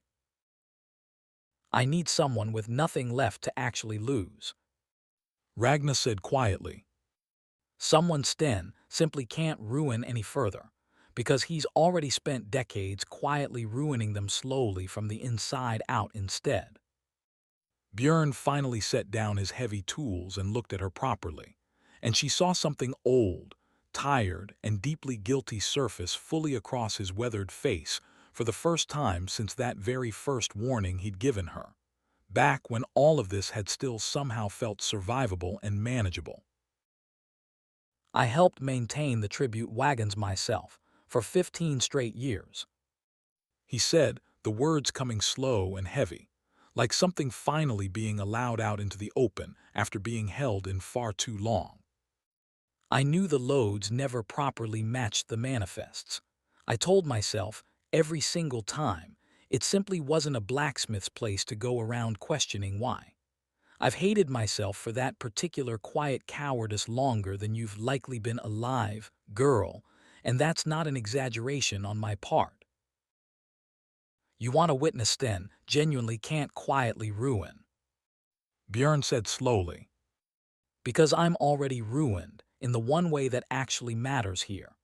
My reputation's worth absolutely nothing left for him to threaten me with. My testimony's worth everything to you, though, if you can properly stomach hearing it from a man who stayed silent for exactly as long as I did, out of pure cowardice. Ragna felt something shift hard in her own chest, hope and old grief tangled together in equal, uncomfortable measure. I can stomach it just fine, She said honestly, meeting his tired eyes. I need it a great deal more than I need it to be perfectly clean.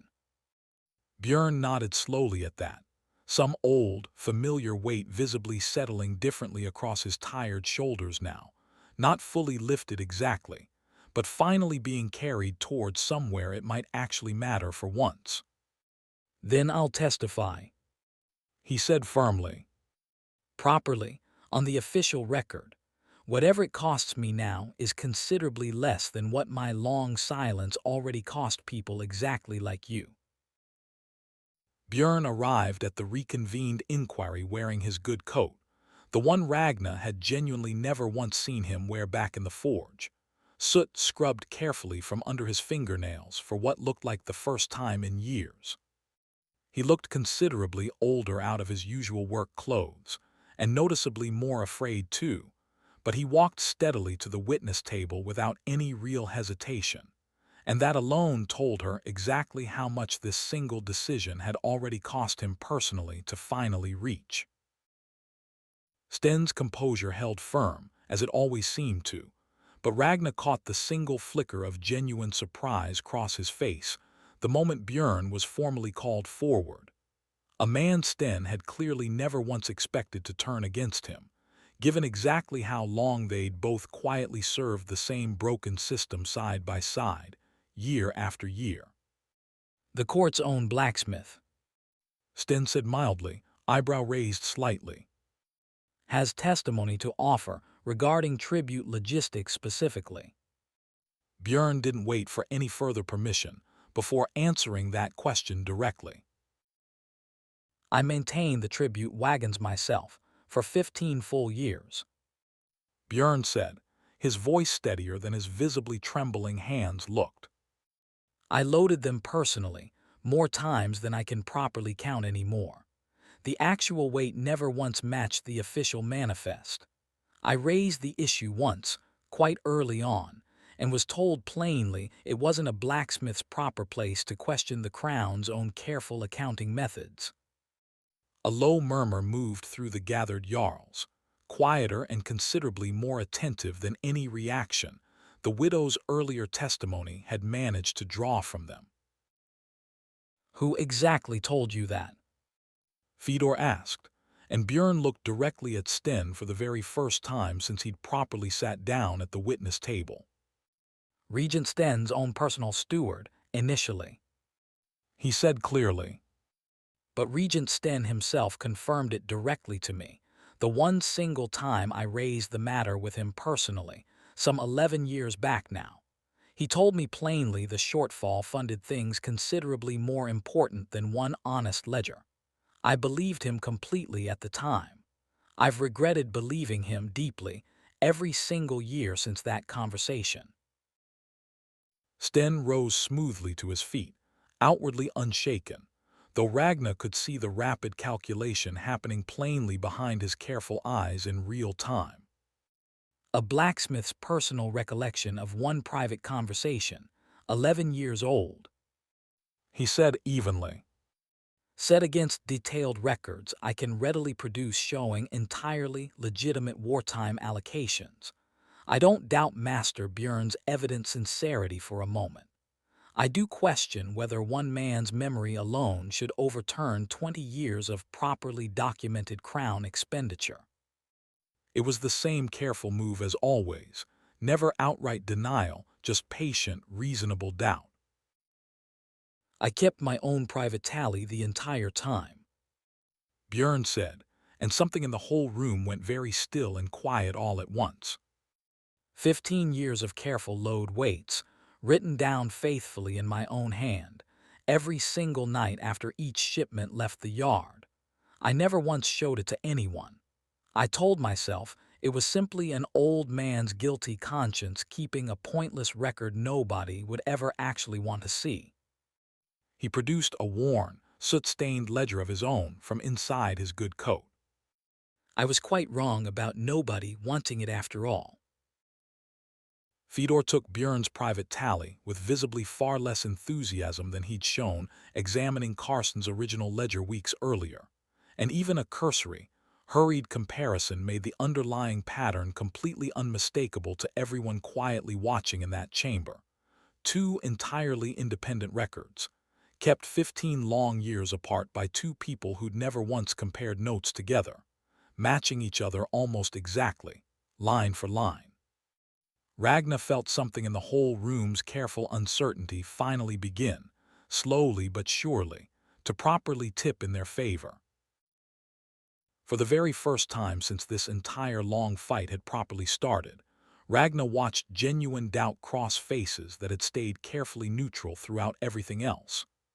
Jarls who'd sat unmoved through the widow's raw grief and Ragnar's own testimony both, now quietly and visibly reconsidering everything in front of two independent ledgers that agreed with each other down to the very last pound. Sten said absolutely nothing further for the remainder of that session, which told her considerably more than any outright denial ever could have managed. Outside the chamber afterward, Bjern looked thoroughly exhausted in a way that had nothing whatsoever to do with physical labor, his hands trembling slightly around a mug of something warm someone had kindly pressed into them. That's the single bravest thing I've watched anyone do in this whole castle. Ragnar said quietly, meaning every word of it. Bjern shook his head slowly. It's 15 years too late to properly count as bravery. He said tiredly. It's just finally being honest instead. That's a considerably smaller thing than you're giving me credit for right now. Smaller things add up over time. Ragnar said firmly, and genuinely meant it. Yours just moved 11 names worth of lingering doubt into something the whole council actually has to properly reckon with now, whether they want to or not. Bjern managed something close to a tired, genuine smile at that. Then let's hope Sten's smart enough to recognize it clearly. He said, And not quite desperate enough yet to do something reckless about it. Before this council finally reaches whatever conclusion it's slowly working its way toward. 3 full days passed without a single word from the inquiry, an unnatural, heavy quiet that put Ragnar considerably more on edge than any open threat ever could have managed. Bjern's testimony had cracked something wide open in that chamber.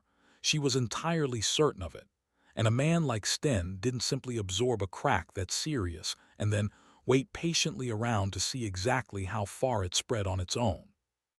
6 years of hunting a monster through wilderness had taught her that this kind of silence usually meant something dangerous was already quietly moving. Yrsa arrived at her apartment door well past midnight, breathless and pale, having clearly run most of the way there from wherever exactly she'd first heard the news. There's a royal writ being drafted right now, She said without any preamble at all. Sten's petitioning the king directly tonight. He's telling the whole court you've become genuinely unstable under the strain of everything you've survived, dangerous to yourself and to others both. He wants you confined, Ragnar, for your own protection, officially speaking, of course. Ragnar felt the cold, elegant precision of the move settle deep into her chest all at once. Not an assassination attempt this time. Not this time, anyway. Something considerably cleaner instead. Something the law itself would carry out entirely on his behalf, wrapped in exactly enough careful concern for her well-being that resisting it openly would only prove his whole framing correct to every single Jarl still genuinely undecided. He's not attacking me directly. She said slowly, thinking it through. He's attacking anyone who might still believe me, by making me the actual story instead of the ledger. How long do we actually have? Ragnar asked, already moving toward her few remaining belongings, her mind racing frantically through options that all felt considerably worse than the last one she'd considered. Yrsa shook her head helplessly, clearly frightened herself. I honestly don't know. Hours, maybe, if we're lucky. The writ still needs the king's own seal, and Fedor's pushing hard for it tonight specifically, while the council's still digesting Bjern's testimony and hasn't fully turned against Sten quite yet. He's not waiting around for some better moment to arrive. This might genuinely be his very last good one. It's not just me he's targeting, Ragnar said, the full shape of it finally arriving all at once in her mind. If he's willing to move against me this openly, he's certainly not leaving Bjern exposed either, or the ledger itself, or Karsten's original testimony sitting safely wherever exactly we've hidden it away. Get word to Bjern tonight, right now. Tell him to disappear somewhere Sten's people won't think to look, at least until this whole thing settles one way or another. Yrsa was already moving fast toward the door.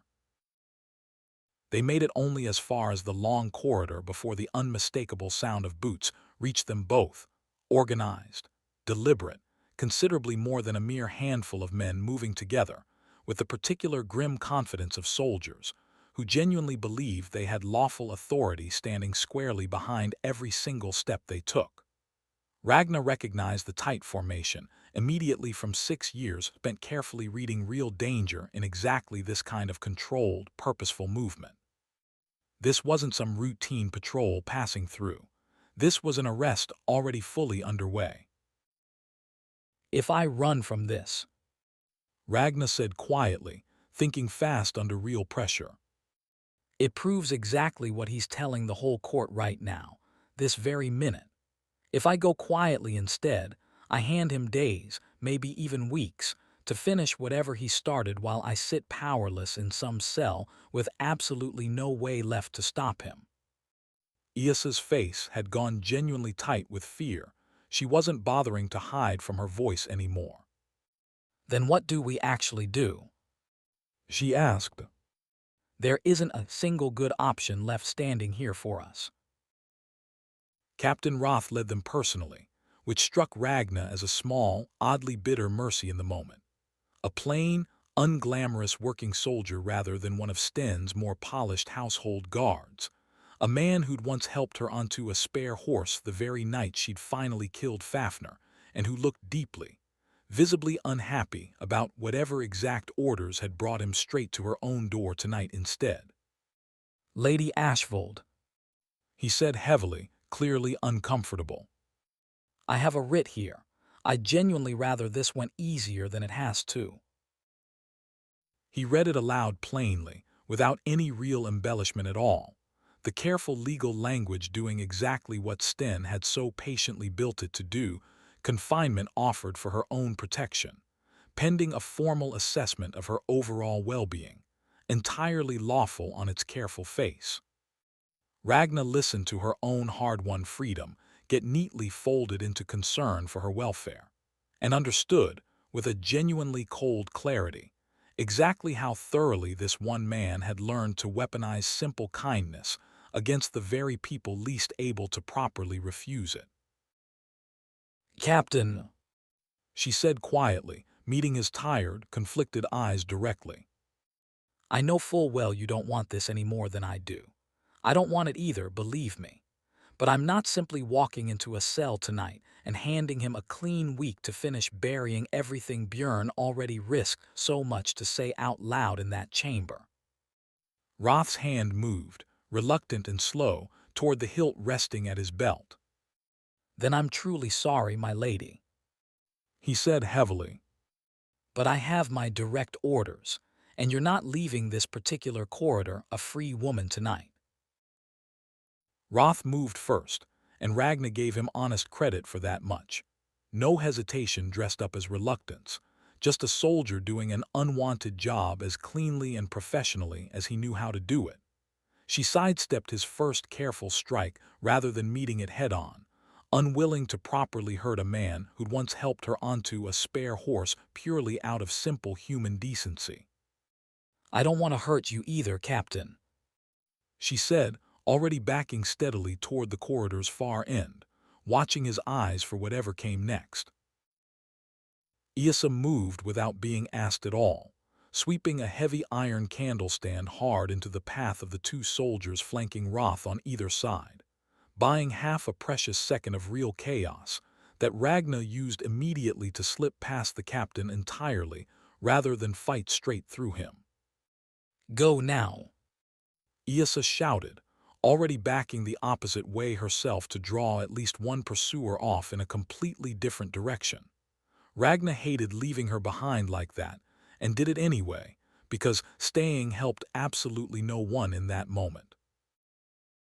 Roth caught her arm once briefly, before she twisted free of his grip entirely without striking him back even once, and she saw plainly in his face the exact same painful conflict she felt churning in her own chest.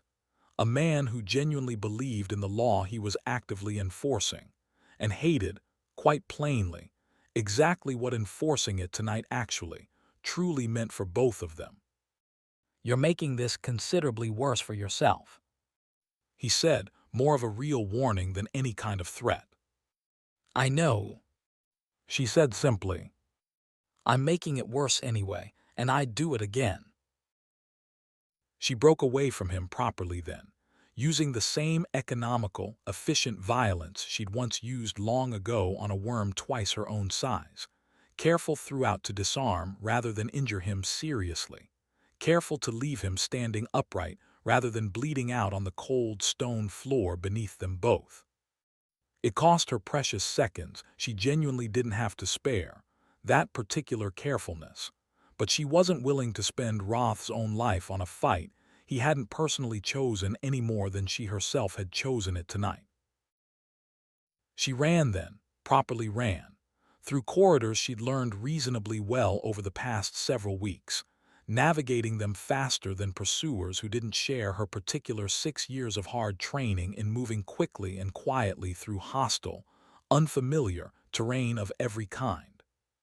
Behind her, shouted orders echoed harshly off the cold stone walls, more soldiers being urgently summoned from every direction, the whole careful machinery of Sten's supposedly lawful arrest beginning to grind rapidly into something considerably less careful and controlled by the second. The stables were her one genuine hope left, familiar ground from months of quiet mourning spent there tending horses, and she reached them with her lungs burning hard from the run, only to find an entire second squad already stationed there ahead of her, torches lit and ready, someone in Sten's household having correctly anticipated exactly which door she'd inevitably run for first. Roth arrived a mere breath behind her, and she understood immediately, looking hard at the numbers arrayed against her now, that this particular door was already thoroughly closed to her. She could have gone straight through them. She knew that clearly enough. 6 years of killing a monster twice her own size had left her more than fully capable of it, and for one cold, perfectly clear second, she genuinely considered doing exactly that. But these weren't hired blades or ambush soldiers sent specifically to silence her for good. These were ordinary castle guards simply following an unjust order they hadn't personally chosen either, much like Roth hadn't chosen his, and she wasn't willing to leave a full dozen of them bleeding just to buy herself one more desperate hour of freedom.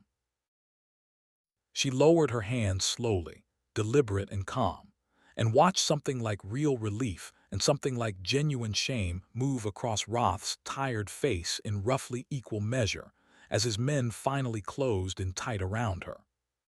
I'm not going to fight men who never asked for any of this, she said quietly, more to him personally than to anyone else gathered there. but I want it clearly on the record that I absolutely could have. Roth didn't answer that particular point directly.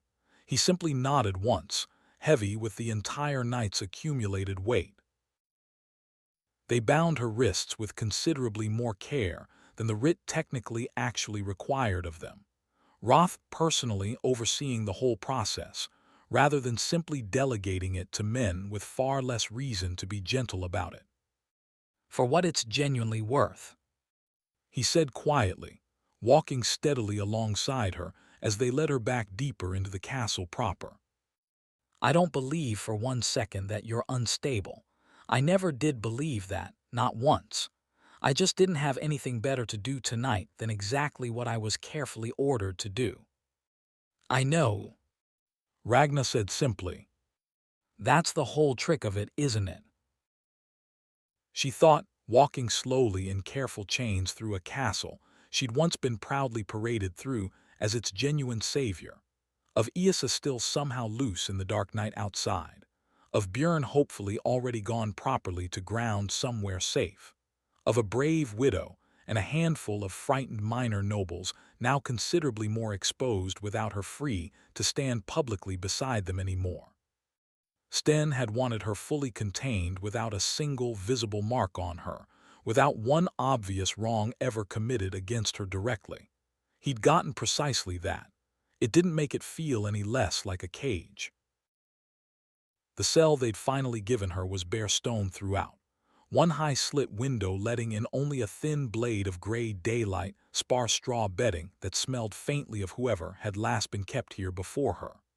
No chains this time around. No visible cruelty of any kind. Sten's careful writ had been drafted entirely for her own protection, officially speaking, and even her actual imprisonment came dressed up in the same careful language of concern rather than open punishment. It somehow made the cold stone underneath her feel considerably worse than honest cruelty would have.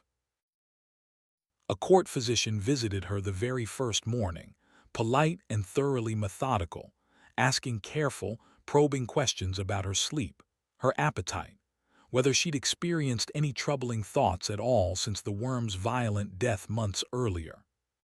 Ragna answered every question plainly and honestly, understanding almost immediately that every calm, entirely reasonable answer she gave would somehow still get carefully recorded as further evidence of exactly the instability the writ itself claimed to fear most. There was simply no version of this particular conversation she could ever fully win outright. 2 full days passed with absolutely no news from the outside world at all. No word whatsoever of Yrsa or Bjern or the coalition's uncertain fate. Nothing but the physician's careful daily visits and a guard who brought food twice each day, and answered no real questions beyond simply confirming she remained, for now at least, entirely unharmed. The isolation itself was its own particular kind of weapon, she slowly understood, a slow, grinding erosion of certainty that made even her own clear memory of events start to feel considerably less solid with each passing, uncertain hour.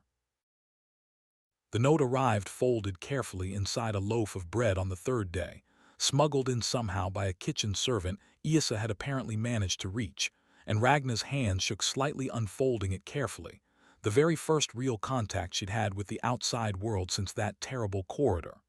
Yrsa's familiar handwriting, hurried but still admirably steady, safe for now. Bjern hidden away somewhere secure. Coalition frightened but still holding 4 names strong. Sten pushing hard for a formal sentencing hearing soon. Don't give him any reason. I'm working on the rest of it, I promise.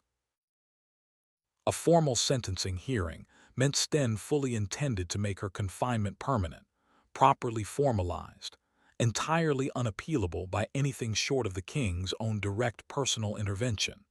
And Ragna understood, carefully reading between the note's cautious lines, that Yrsa genuinely believed exactly that hearing was where this whole long fight would finally, decisively be settled one way or another. With her sitting silent and utterly powerless in this small cell, while it all happened somewhere she simply couldn't reach or influence at all. The guard who brought her evening meal that particular night lingered noticeably longer than usual, glancing once carefully toward the empty corridor before finally speaking low and quiet. Captain Roth asked me personally to tell you something. He said, He says the physician's official report so far reads quite favorably. Calm, coherent throughout, not at all what the writ originally predicted it would find. it wasn't rescue exactly. It wasn't even real hope precisely. But it was one more small thing working quietly, steadily against Sten's carefully constructed version of events. Alone again once he'd finally gone, Ragna allowed herself, briefly and honestly, the real fear she'd been carefully refusing to look at directly ever since that corridor, not fear of Sten specifically, exactly, but a deeper fear of an entire system so thoroughly designed to protect itself that even a true thing, proven twice over now by 2 entirely independent ledgers, could simply be quietly filed away as one troubled woman's difficult, ongoing recovery. She'd fought one monster once and won cleanly. She wasn't at all certain yet that this particular fight shared the same simple shape. A second note arrived 2 full days later, considerably shorter this time, Yrsa's handwriting visibly less steady than before. Ashwick's written testimony sent by messenger, finally. Attacked badly on the road. Messenger alive but barely. Testimony survived somehow. Getting it here now as fast as I can.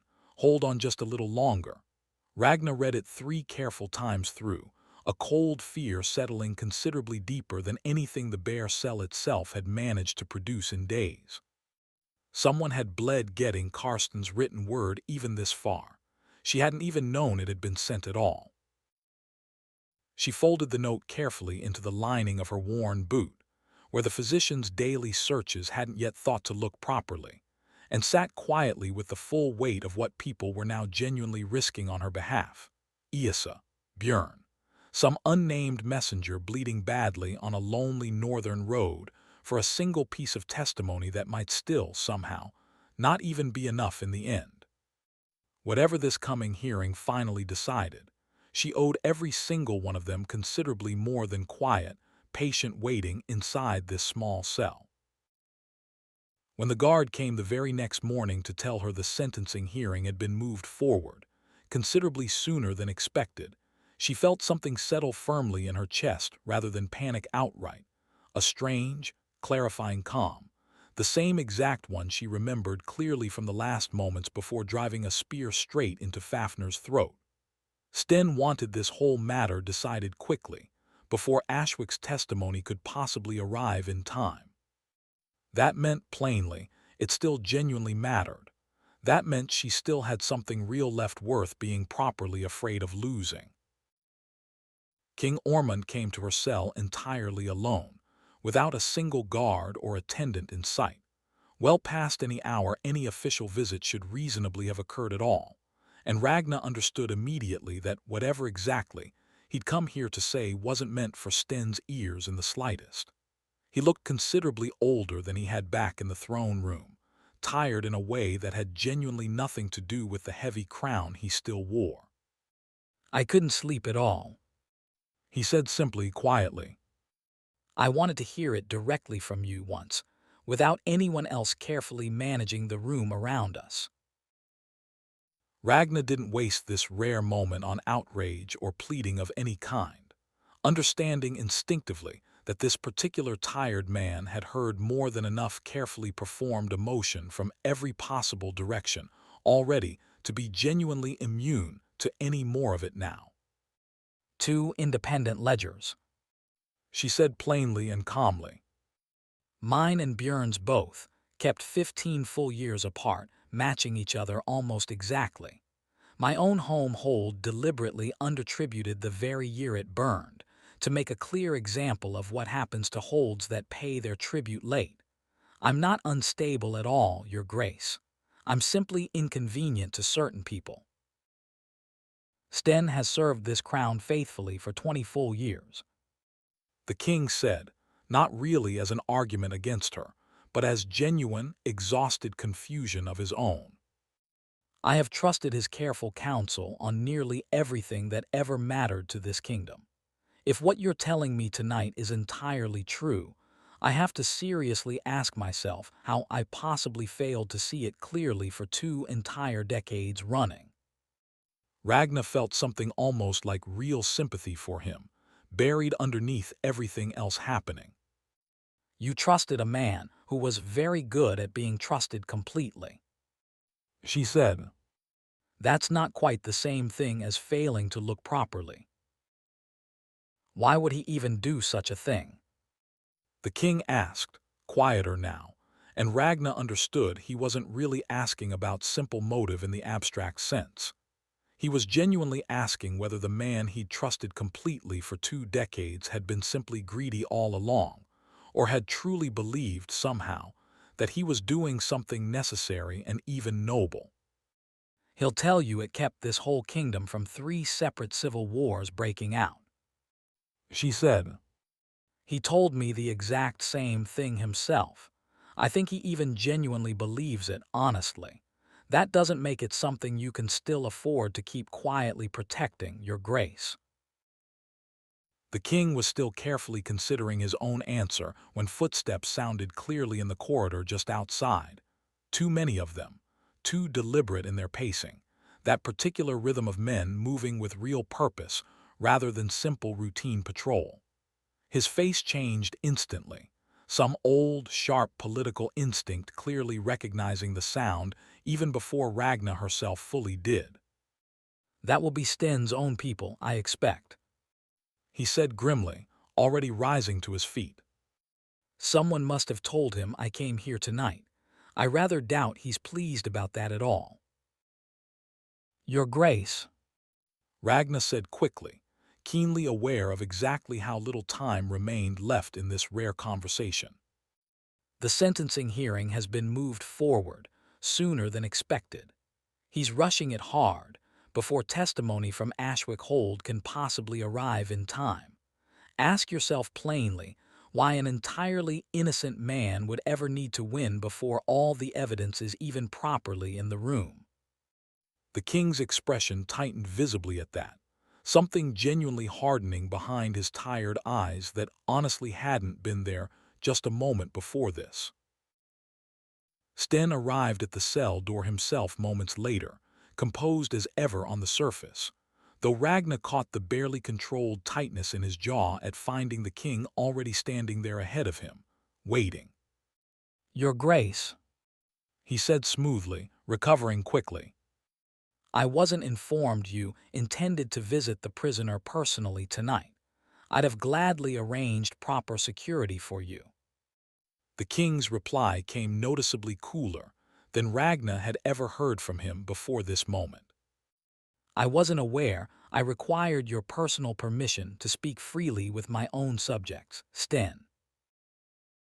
Something passed silently between the two men that Ragnar recognized instantly now, having spent several long weeks learning to read exactly this kind of careful, wordless recalculation, happening, Sten realizing, in real time right there, that his usual carefully practiced tools weren't landing quite the way they always reliably had before tonight. Of course not, Your Grace. Sten said, smooth as always on the surface, though something underneath that smoothness had visibly shifted, just slightly, for the very first time since this whole affair had properly begun months ago. The king left without any further ceremony at all, Sten falling into careful step directly beside him, and Ragnar was left alone once more in her quiet cell with the strange, fragile knowledge that something had genuinely shifted tonight, even if she honestly couldn't yet say precisely how far that shift would ultimately reach. Not victory exactly. Not yet anyway. But real doubt, genuine doubt, finally planted firmly in the one single mind across this entire kingdom whose doubt actually, truly mattered most. She sat alone in the growing darkness afterward, turning the whole strange visit over carefully in her mind, and understood with a genuinely cold certainty that Sten simply wouldn't absorb this particular setback the way he'd absorbed every other one so far along the way. A man who'd survived 20 full years through careful, patient deniability wasn't about to let one uncomfortable late-night conversation unravel him now, at the very end. Whatever exactly he decided to do next, she strongly suspected, would be the very last patient, careful thing he ever truly attempted. Sten sat alone in his private study long after the king's unexpectedly cold visit to the prisoner, the warm lamp light around him doing absolutely nothing to soften the harsh calculations moving steadily behind his still composed expression. 20 full years of careful, patient work had genuinely survived a great many serious threats before tonight. He understood, with the same clear-eyed practicality he'd carefully applied to everything else throughout his long tenure, that this particular threat had finally, truly outgrown patience as any kind of workable strategy left to him. He'd built his entire long career carefully on plausible deniability, on never once needing to be the actual hand that struck directly at anyone. But deniability had always required precious time, and time was the one single resource he just watched evaporate completely in that cold prison corridor, watching his own king's trust bend, however slightly, toward a woman he'd spent countless weeks carefully discrediting. He wrote 3 separate letters that night, sealed each one privately, and sent them off by separate riders well before the whole castle properly woke. Yrsa felt the sudden shift before she fully understood its exact cause, that particular prickling awareness of being watched closely that came from weeks spent quietly building a fragile coalition under an increasingly powerful man's growing attention. 2 unfamiliar strangers followed her closely through the lower wards that entire morning, not bothering much with any real subtlety anymore, and she ducked quickly into a crowded market stall to properly lose them, her heart hammering hard with the sudden certainty that patience had genuinely run out for everyone involved now. She reached Bjern's hidden lodging with the two strangers still somewhere close behind her, thoroughly breathless, and found him already half-packed and ready to move, having apparently felt that same dangerous shift in the air completely independently of her. Sten's men were at the forge itself this morning, He said grimly, jaw tight. asking after me by name directly, no real pretense left about it at all anymore. Whatever's coming next, it's coming hard for both of us now, not simply for Ragna alone. Yrsa nodded firmly, already thinking 3 careful steps ahead out of long habit. Far to the north, the messenger carrying Karsten's carefully written testimony toward the distant capital never once saw the ambush coming until a sudden arrow took his horse clean out from under him on a lonely, isolated stretch of forest road, exactly the kind of dangerous ground Ragna herself had once been attacked on not long ago. He went down hard against the cold earth, testimony scattering wildly into the surrounding underbrush. 3 armed men already closing in fast with clear, practiced, deadly purpose.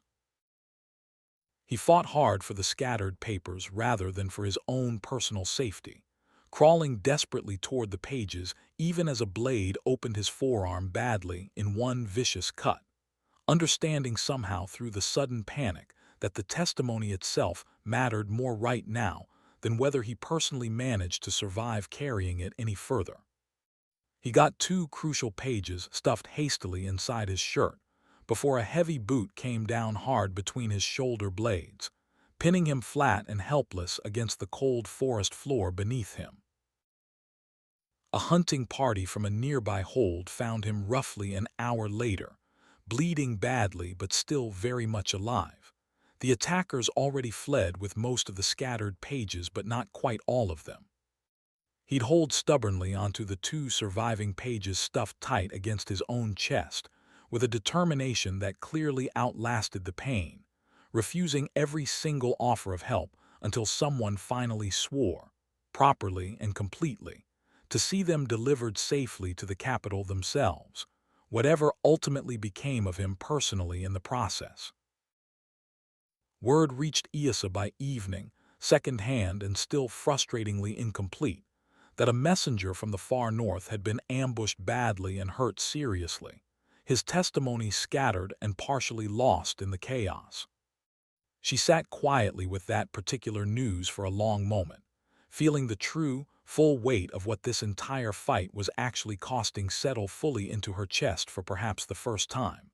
Not simply abstract numbers written in some ledger, but real people genuinely bleeding on real roads for a single truth that still, somehow, might not even be enough in the end. We can't afford to wait for the rest of it now, She said firmly to Bjern, her voice steady despite absolutely everything happening around them. 2 pages made it through safely. That's 2 more pages than Sten ever wanted us to have in hand.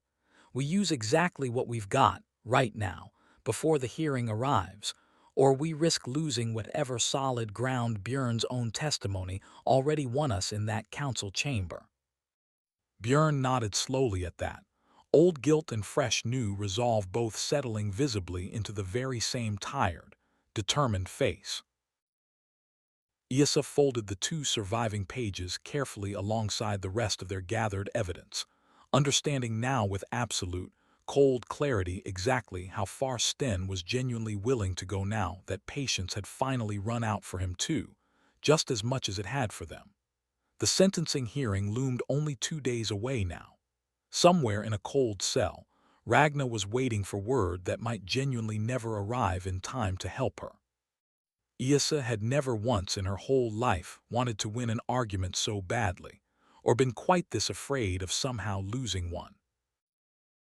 The sentencing hearing convened in the very same council chamber where Bjern had testified so bravely weeks earlier, though the mood in the room felt entirely different this time around, colder, considerably more formal, weighted heavily with the particular gravity of a decision meant to be genuinely final.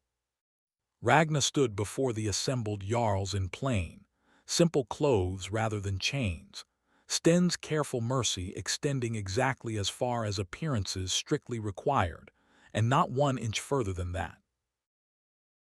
Sten made his careful case with the exact same patient, reasonable calm he'd brought to every single prior confrontation, presenting the physician's detailed notes, the original writ, a careful accounting of her behavior since that corridor that framed every honest answer she'd given as further clear evidence of ongoing strain. I take absolutely no pleasure in this. He said solemnly, and Ragnar almost briefly believed he genuinely meant it. But this crown has a solemn duty to protect even those it ultimately cannot fully help in the end. I've killed exactly 1 monster in my entire life. Ragnar said, when it finally came her own turn to speak plainly. This chamber is asking me to prove I'm not simply imagining a second one now, using evidence gathered entirely by the very man the ledger directly accuses. I'd ask this whole council to consider carefully whether that's genuine justice, or simply a longer, considerably more polite version of what already happened to me once in a castle corridor 2 full weeks ago. The gathered Jarls murmured quietly among themselves, some clearly moved by her words, but Ragnar could see the whole room's lingering uncertainty settling steadily in Sten's favor by simple default alone. No new evidence had arrived yet to properly tip it further, and doubt by itself, spread patiently over many weeks, tended to favor whoever already held real power in a room like this one. She glanced toward the heavy chamber doors more than once, quietly willing them to open on something, anything at all, that hadn't already been said before. They finally opened just as Fedor began carefully drafting language for the council's formal recommendation. Yrsa and Bjern together, travel-dusty and thoroughly out of breath, Bjern's guilt-worn face set with a fierce determination Ragnar hadn't seen from him even during his own earlier testimony. Forgive this interruption. Yrsa said, her voice carrying clearly across the sudden startled hush. We have testimony that arrived here at genuine, real cost. This council should hear it properly before deciding anything final at all today. Yrsa produced the 2 surviving pages of Karsten's written testimony, blood-stained noticeably at one corner from the messenger's own wound, and laid them carefully before the whole council with a steadiness that thoroughly belied how frightened she'd clearly been for days now. A messenger carrying the retired steward's full written confession was ambushed on the northern road exactly 3 days ago. She said firmly. He fought hard to save these 2 pages specifically. They confirm absolutely everything Master Bjern already told this very room weeks ago. Sten's carefully composed expression, for the very first time in this entire long fight, failed to fully hold itself together, something genuinely startled crossing his face before he could smooth it properly back into place again. An ambush against a retired steward's written testimony. Fedor said slowly, reading the blood-stained pages with visibly far less enthusiasm now for finding alternate explanations than he'd shown weeks earlier. That's a considerably graver matter indeed than simple tribute accounting irregularities. Wouldn't you agree? Ragnar watched the whole room's lingering uncertainty finally tip, decisively this time, in a direction that had absolutely nothing to do with clever rhetoric or careful framing anymore. An ambush was simply a fact a room full of Jarls could hold physically in their own hands, blood-stained and entirely undeniable, in a way that ledgers and testimony alone had somehow never quite managed to become before now. Sten said nothing at all for a long moment, and his heavy silence, this particular time, told the whole room absolutely everything it needed to know. Ragnar caught something new in his eyes then that she genuinely hadn't seen there before, not his usual composure exactly, but a kind of cold, final calculation instead. A man who understood in that one precise moment that patience had truly run out for good now, and who was already, quite visibly, moving toward whatever last desperate resort still remained available to him. This council will adjourn, Fedor announced firmly. to properly review this considerable new evidence. Sten didn't bother arguing the delay at all. He simply left the chamber first, alone. We won something real today. Yrsa said quietly, once the chamber had mostly emptied out around them, relief and pure exhaustion both plain in her tired voice. Ragna wasn't quite ready to call it fully won yet, not just yet, watching the very door Sten had just walked calmly through moments earlier. We cornered something dangerous today. She said carefully. A cornered man who spent 20 full years being endlessly careful doesn't necessarily become any less dangerous once cornered. He just stops being quite so careful about how exactly he stays that way. Sten went that same night to the one single place he still fully controlled without question, the quiet records hall buried beneath the throne room, where 20 full years of careful tribute paperwork sat filed away in careful, deniable order. He'd decided, somewhere between that council chamber and this quiet underground room, that if the plain truth could no longer be properly managed through patience alone, it could still, perhaps, be made to disappear entirely instead, along with anyone left standing who might carry it forward. He'd sent quietly for men who owed him old, private debts from years past, the particular kind of men who never bothered asking too many questions about a job as long as the payment cleared properly afterward. There was genuinely no deniability left at all in what he was about to personally do tonight, and some small, exhausted part of him understood that plainly, even now. 20 full years of careful distance from any real violence, spent entirely in one single night, simply because there was nothing left worth protecting except the bare fact of protecting anything at all. Ragna and Bjern reached the records hall first, acting quickly on a tip from the same friendly guard who'd once passed her Roth's careful message back in her cell, word that Sten had personally been seen heading down there, well past any hour legitimate business should reasonably have called him. This feels genuinely wrong, Bjern said quietly, following her carefully down the last long flight of cold stone stairs. It feels exactly like the kind of thing a truly desperate man decides to do. The sudden attack came from the shadowed archive, shelves the very moment they stepped fully into the room. 3 hired blades moving together with the coordinated precision of men who'd been paid well and briefed quite carefully beforehand. Ragna reacted on pure trained instinct alone, her spear-empty hands finding a heavy iron candle stand nearby, and meeting the first blade's swing with enough raw force to stagger the man backward hard into a shelf of old, scattering scrolls, dust, and torn parchment raining down around them both in the sudden chaos. Bjern fought bravely beside her with the rough, unpolished strength of a man who'd spent long decades swinging a heavy forge hammer, considerably more effective in the fight than his age alone might have suggested and noticeably braver than his trembling hands let on to anyone watching.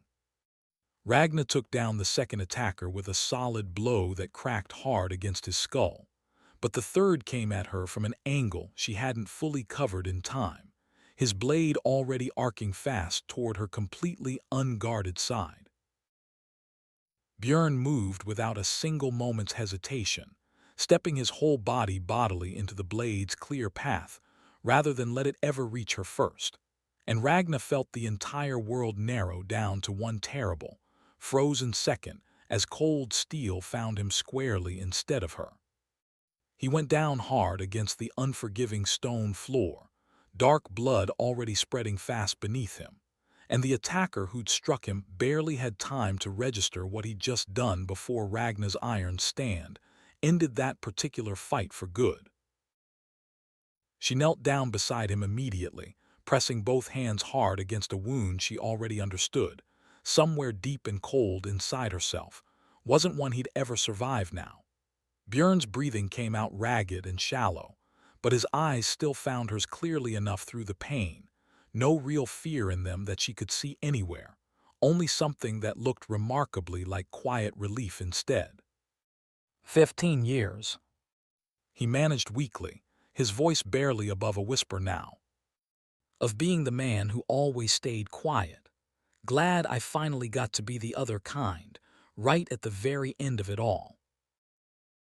You didn't have to do this, She said, her voice breaking despite every single effort to keep it steady. Hands still pressed uselessly hard against a wound far too deep now for pressure to matter anymore at all. I know that.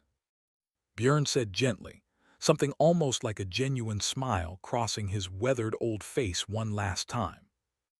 That's rather the whole entire point of it, girl. Nobody made me brave tonight at the end. I finally just simply was. His hand found hers briefly, and then all the strength went out of it entirely, all at once, quiet as a forge fire finally banked down for the night. Sten arrived moments later, drawn down by the distant sounds of the fight, and stopped absolutely cold in the doorway at the terrible sight waiting before him. 3 of his own hired men down for good, and Bjern's body already cooling on the archive floor with Ragna kneeling silently beside it, fresh blood on her hands that clearly wasn't her own at all. Whatever careful justification he'd rehearsed quietly on his way down here died somewhere deep in his throat, looking hard at exactly what his last desperate resort had actually cost everyone tonight. Tell me again. Ragna said, rising slowly to her feet, grief and cold fury both burning steady in her chest now. Exactly how this kept the kingdom safe from 3 whole civil wars. Sten had no ready answer prepared this time, no calm, patient reasoning left anywhere to offer her. Just a tired old man standing helplessly over the actual, physical cost of everything he'd spent 20 long years so carefully explaining away, for the very first time with genuinely nowhere left in the world to hide from it. Roth arrived with a full guard detail within mere minutes of the fighting's end, drawn quickly by noise carrying up through the castle's old stone stairwells, and stopped short at the grim scene laid out before him. 3 hired dead men on the floor, Bjern's still body, Sten standing frozen over all of it with no explanation left anywhere in him. My lady. Roth said quietly, taking in the fresh blood on Ragna's hands. I think this whole matter is finally bigger than any writ could ever hope to properly hold. They brought Sten before the king within the hour. No ceremony left in any of it now. No careful courtroom procedure at all. Just a tired old monarch standing alone in his own throne room at an hour well past midnight, being shown the body of a blacksmith who died protecting a truth his own trusted steward had spent 20 full years carefully burying. Ragna stood beside them both, still in her blood-marked clothes, entirely unwilling to clean herself up before this particular conversation properly happened. 20 years. The king said quietly, looking at Sten now with an expression Ragna genuinely hadn't seen from him before this moment. Not simple anger exactly, but something considerably colder, the particular grief of finally realizing how thoroughly he'd been managed by someone he'd trusted so completely for so long. I asked you once, weeks ago now, whether any of this was even true. You let me keep right on believing it simply wasn't. Sten had no smooth answer left prepared this time. For the very first time, he simply said absolutely nothing at all. I kept this entire kingdom from 3 separate civil wars. Sten said finally, quieter than Ragna had ever once heard him speak before, all the smooth confidence completely drained out of his voice now. I believe that completely, every single year I did it. I still believe it, honestly, even now, looking hard at what tonight has ultimately cost to finally stop me. He looked once more at Bjern's still body. I never intended for a genuinely good man to die proving me a liar. That particular part, I have absolutely no justification left for at all. The king stood silent for a long, heavy moment, weighing something visibly far heavier than one single man's private guilt. 20 full years of a system that had, by Sten's own honest account, genuinely held off worse outcomes for everyone, built entirely on quiet theft from the very people it claimed to protect all along. What do I even do? He asked, not quite to anyone in particular anymore. With a system that actually worked, built on something this thoroughly rotten underneath the whole thing. You don't get to keep the parts that simply worked. Ragna said, her grief still raw enough to sharpen every single word coming out of her.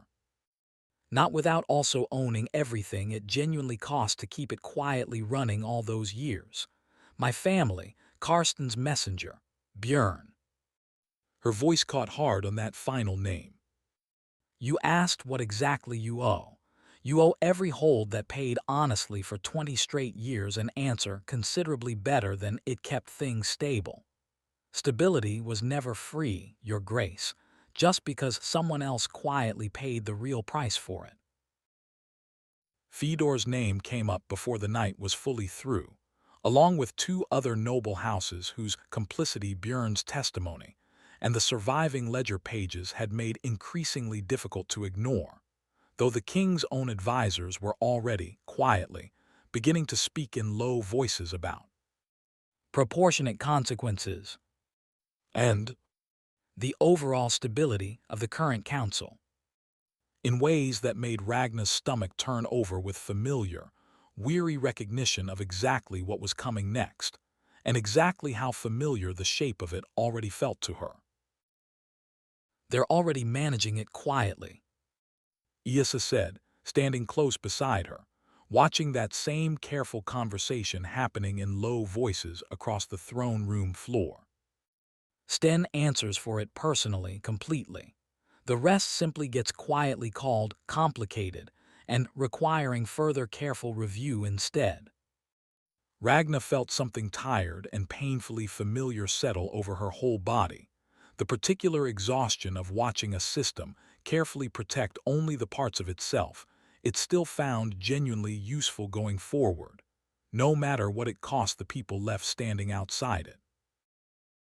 Alone for one quiet moment near a cold window, while the court's official business ground steadily on around her, Ragna finally let herself feel the full weight of the whole night properly. Not the endless political calculations, not what justice would or wouldn't fully arrive in the end. Just the plain, simple fact that a good man who'd spent 15 guilty years slowly finding his own courage had died the very same night he'd finally used it, protecting her completely. Sentence will be formally passed within the week. The king said finally, addressing the whole quiet chamber at once, though his tired eyes found Ragna's directly as he said it aloud. For Regent Sten, for his role in all of this personally and completely. He paused a moment, something like real apology in his tired expression now. For the rest of it, the noble houses, the entire system itself. I owe this kingdom considerably more time than one single night can properly hold to get it right. The formal sentencing came 6 full days later, the throne room packed tighter than Ragna had ever once seen it before, every single Jarl in the kingdom present to witness the end of a man who'd quietly run half of it for 2 entire decades. The king's voice carried clearly across the hushed, waiting chamber. Havard Sten, former regent and chief steward of this crown, is hereby stripped of title, land, and standing, and exiled permanently from Vestmark's borders, effective immediately. No execution followed. The king had weighed that particular option carefully and set it firmly aside, reasoning aloud that a man who genuinely believed himself, the kingdom's quiet protector, deserved to live long enough outside its borders to reckon honestly with what his protection had actually cost everyone. Ragna understood the mercy woven into it, and found she couldn't quite bring herself to object, not with Bjern's death still raw enough to make any punishment feel simultaneously far too much, and somehow still not enough at all. Sten was permitted one final word before the guards led him firmly out, and he spent it looking directly at Ragna rather than at the king. I hope, genuinely, that whatever you build to replace what I ran holds up considerably better than mine ultimately did. He said, quiet and almost gentle now. I thought I was the only one capable of holding this whole kingdom together. I was wrong about that much, at least. I hope, sincerely, that I was wrong about the rest of it too, in time. The other complicit noble houses fared considerably better than Sten ultimately had, exactly as Yrsa had quietly predicted weeks earlier. Fedor lost his chairmanship over future inquiries, but kept both his hold and his standing intact. The king's own advisors having successfully argued that unraveling three noble families publicly all at once risked exactly the kind of instability Sten himself had once claimed to be carefully preventing all along. Ragna watched the whole compromise get finalized with a bitterness she didn't particularly bother hiding from her own face. He gets exile. Ragna said to Yrsa afterward, low and genuinely tired. And they get a quiet private word and a vague promise to simply do better going forward. Yrsa didn't try to soften that particular truth into something more comfortable than it actually was. It's not everything we wanted. She agreed quietly. It's not nothing either, though. Sten answered for it completely. The tribute system's being fully dismantled, starting next season for certain. That part's real, even if it's genuinely not complete justice. The king announced the tribute system's complete dissolution during that very same session. Its remaining logistics and leftover funds redirected entirely toward direct rebuilding grants for every single hold that had lost people or property to Fafnir over the past 2 full decades. A genuine, structural change at last, even if it arrived wrapped carefully in the same cautious political language that had let the original theft continue on for this long in the very first place. Without anyone in power ever quite having to say the plain word for it out loud. Ragna visited the quiet records hall once more before finally leaving the capital for good, standing alone in the exact spot where Bjern had died, the blood long since cleaned carefully away by servants who likely had no real idea whose it had actually been. The king had ordered a formal plaque commissioned in his honest memory, something properly official and dignified. It felt to her privately like exactly the kind of quiet, ultimately insufficient gesture the whole broken system had always specialized in offering. She and Yrsa visited the widow one final time before leaving the capital behind, the same brave woman who'd been willing to sign her own name first, and found her already busily making plans for the rebuilding grant her hold would finally receive after 20 long years of entirely empty petitions. It wasn't everything either of them had truly wanted from all this. It was, undeniably though, something real and lasting, built carefully on the backs of names that had simply refused to stay quiet any longer. They packed carefully for the long road home to Ashwick together, Yrsa having quietly decided somewhere over these past difficult weeks that her own future no longer properly belonged to some records hall clerkship anymore, and Ragna found she wasn't remotely surprised by that particular choice at all. You don't have to come along, She said anyway, offering the honest, open option. I know that. Yrsa said simply. I'm coming because I genuinely want to, not because there's nowhere else left for me to go. They rode north together through the pale early morning light, the whole capital slowly shrinking behind them, Bjern's absence and the imperfect shape of everything they'd ultimately won both riding quietly along in the comfortable silence between them. Ragna thought of her family, of a home that had waited 20 long years for someone to finally say its burning had been entirely deliberate. It wasn't everything she'd once wanted, all those years ago, as a frightened girl watching it burn. It was, finally, genuinely enough to properly start rebuilding on, one honest stone at a time. Ashwick looked considerably smaller than she remembered it from before, or perhaps she'd simply grown used to grand castles and crowded council chambers in the many months since she'd last properly stood on this particular quiet stretch of valley road. The rebuilding grant had already arrived well ahead of them, and a handful of local families were already out working the old foundations, clearing debris that had honestly sat untouched since the very year Fafnir had come through and left absolutely nothing standing behind it. Karsten met them right at his cottage door, older-looking than she remembered from her last visit here, though his sharp old eyes clearly hadn't dulled one bit with the passing time. "I heard about the blacksmith," he said without any real preamble at all, once they were properly settled inside together. "Heard he died well in the end. That's not nothing at his age in a records hall of all the possible places." Ragna nodded slowly, her throat tight with old grief. "It's not nothing," she agreed quietly. "It's just not quite everything either, if I'm honest. I know something myself about carrying guilt for other people's suffering," Karsten said, watching her carefully across the small room. 15 years of keeping honest records nobody ever properly asked to see, telling myself it counted for something real even while the wrong kept right on happening anyway, year after year. He paused thoughtfully. "It counted for something in the end, though. Yours will too, girl, even the parts that still feel like they somehow didn't count for quite enough right now." She spent the entire first week doing honest physical labor alongside everyone else there, clearing rubble, hauling heavy stone, work that asked absolutely nothing of her except her own hands and her back, and let her tired mind finally rest, at long last, from months of endless ledgers and councils and careful political calculation.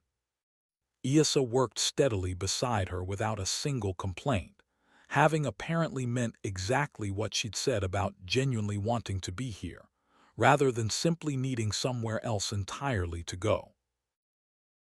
The local families treated her with a complicated mixture of real gratitude and lingering wariness that she understood better than she ever quite let on to anyone. She was, after all, the very reason the tribute system had finally ended for good, but she was also, in their memory at least, the reason it had ever needed ending in the first place, the woman whose home burning had somehow started this whole long, genuinely costly reckoning across the entire kingdom. They rebuilt the old well house first, at Ragna's own quiet insistence, the one single structure whose absence had haunted the burned ruins longest in her private memory over the years.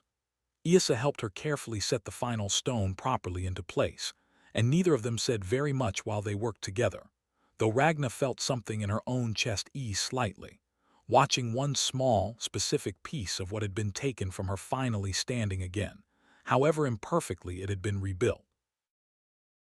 Word reached her that very same week that Fedor's household had quietly weathered its own considerable scandal with barely a scratch to show for it, exactly as she'd fully expected, and she sat with that particular bitterness the way she'd slowly learned to sit with most things now. Not resolved exactly, not forgotten either, just carried patiently, the same way she carried everything else that had cost her considerably more than it had ever cost the people actually responsible for causing it. A formal letter arrived from the king himself, properly official but not at all cold, informing her that Bjern's plaque had been fully installed in the records hall, and that the crown intended to establish an annual rebuilding fund named specifically in his honest memory, for Hold still slowly recovering from decades of quiet neglect. Karsten read it carefully over her shoulder and grunted once. "Better than absolutely nothing," he said. "Still not quite enough, mind you. About what I'd honestly expect from any kingdom, if I'm being perfectly frank about it." "What happens now, then?" Yrsa asked one quiet evening, watching the sunset settle slowly over the half-rebuilt stone walls around them, the simple question carrying considerably more weight than its plain wording let on to anyone listening. Ragna thought carefully about the title she still technically held, Sword of the Realm, and the distant capital that still occasionally, genuinely needed her counsel, and the actual home standing right in front of her that needed her far more urgently and far more honestly than any royal court ever truly had. I honestly don't know yet. She admitted freely, and found that the not knowing sat considerably easier in her chest than she'd genuinely expected it to feel. I know I'm not going back to being paraded around some throne room as anyone's convenient political symbol ever again. Past that. She gestured broadly at the half-rebuilt hold around them both, at Yrsa standing beside her, at a whole life still actively being chosen rather than merely survived day to day. Past that, I'm still figuring it all out properly. For the first time in 6 long years, I actually get to. Months pass the way real rebuilding actually happens in genuine life, considerably slower and far less dramatic than any of the fighting that had originally led here, stone by careful stone, season by patient season, the whole quiet valley slowly filling back in with the ordinary, comfortable sounds of a hold that was, finally, properly allowed to simply exist again, instead of being remembered only for exactly how it had once burned to the ground. 20 long years before anyone finally admitted why. Yrsa had taken quickly to keeping the hold's own records with the same careful precision she'd once brought faithfully to a castle archive, an old habit finding entirely new, honest purpose in this quiet place.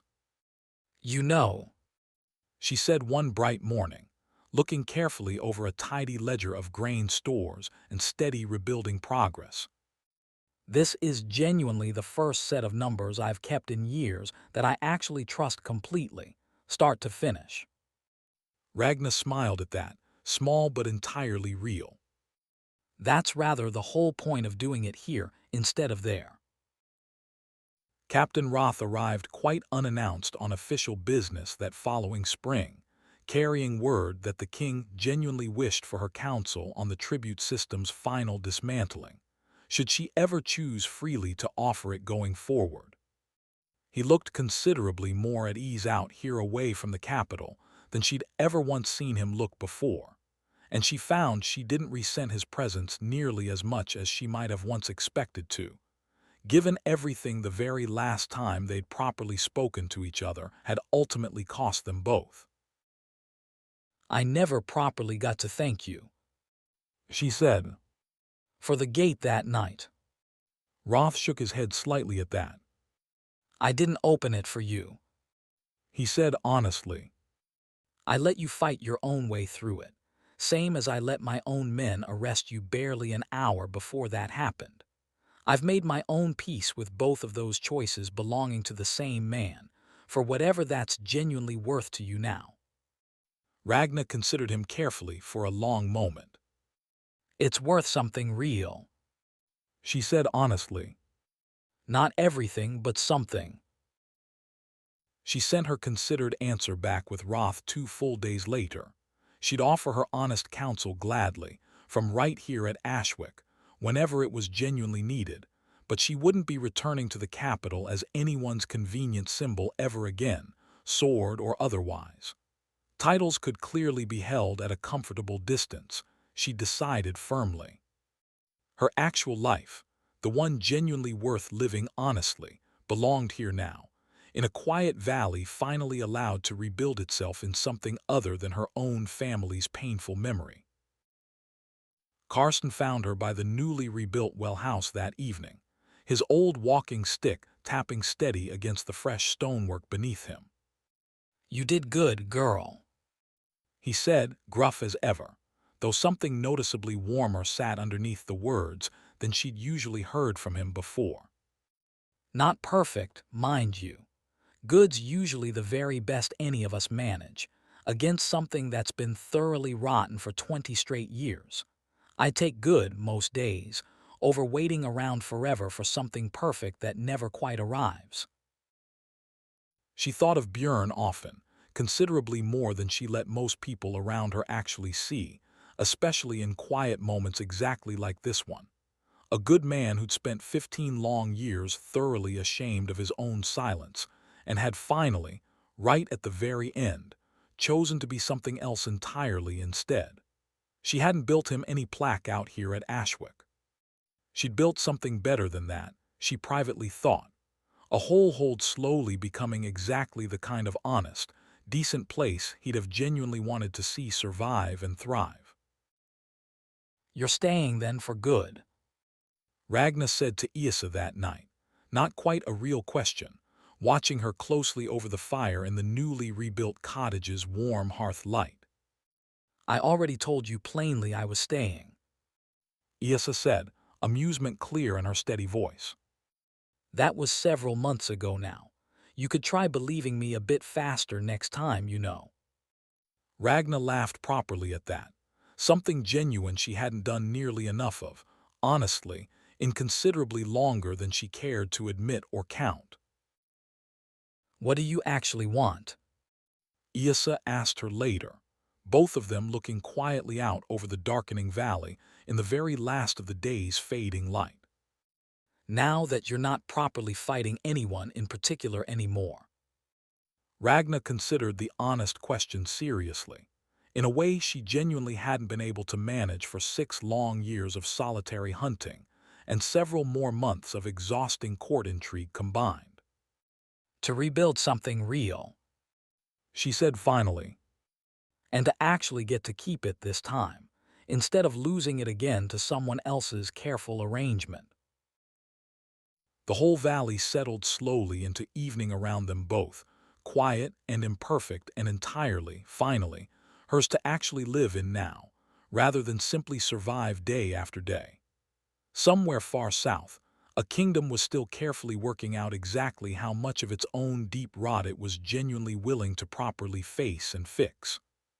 She'd done her own part of that difficult reckoning already, at very real cost, and had earned the right to let the rest of it become someone else's fight for now, though she rather suspected, knowing herself well, that For now, wouldn't honestly last forever.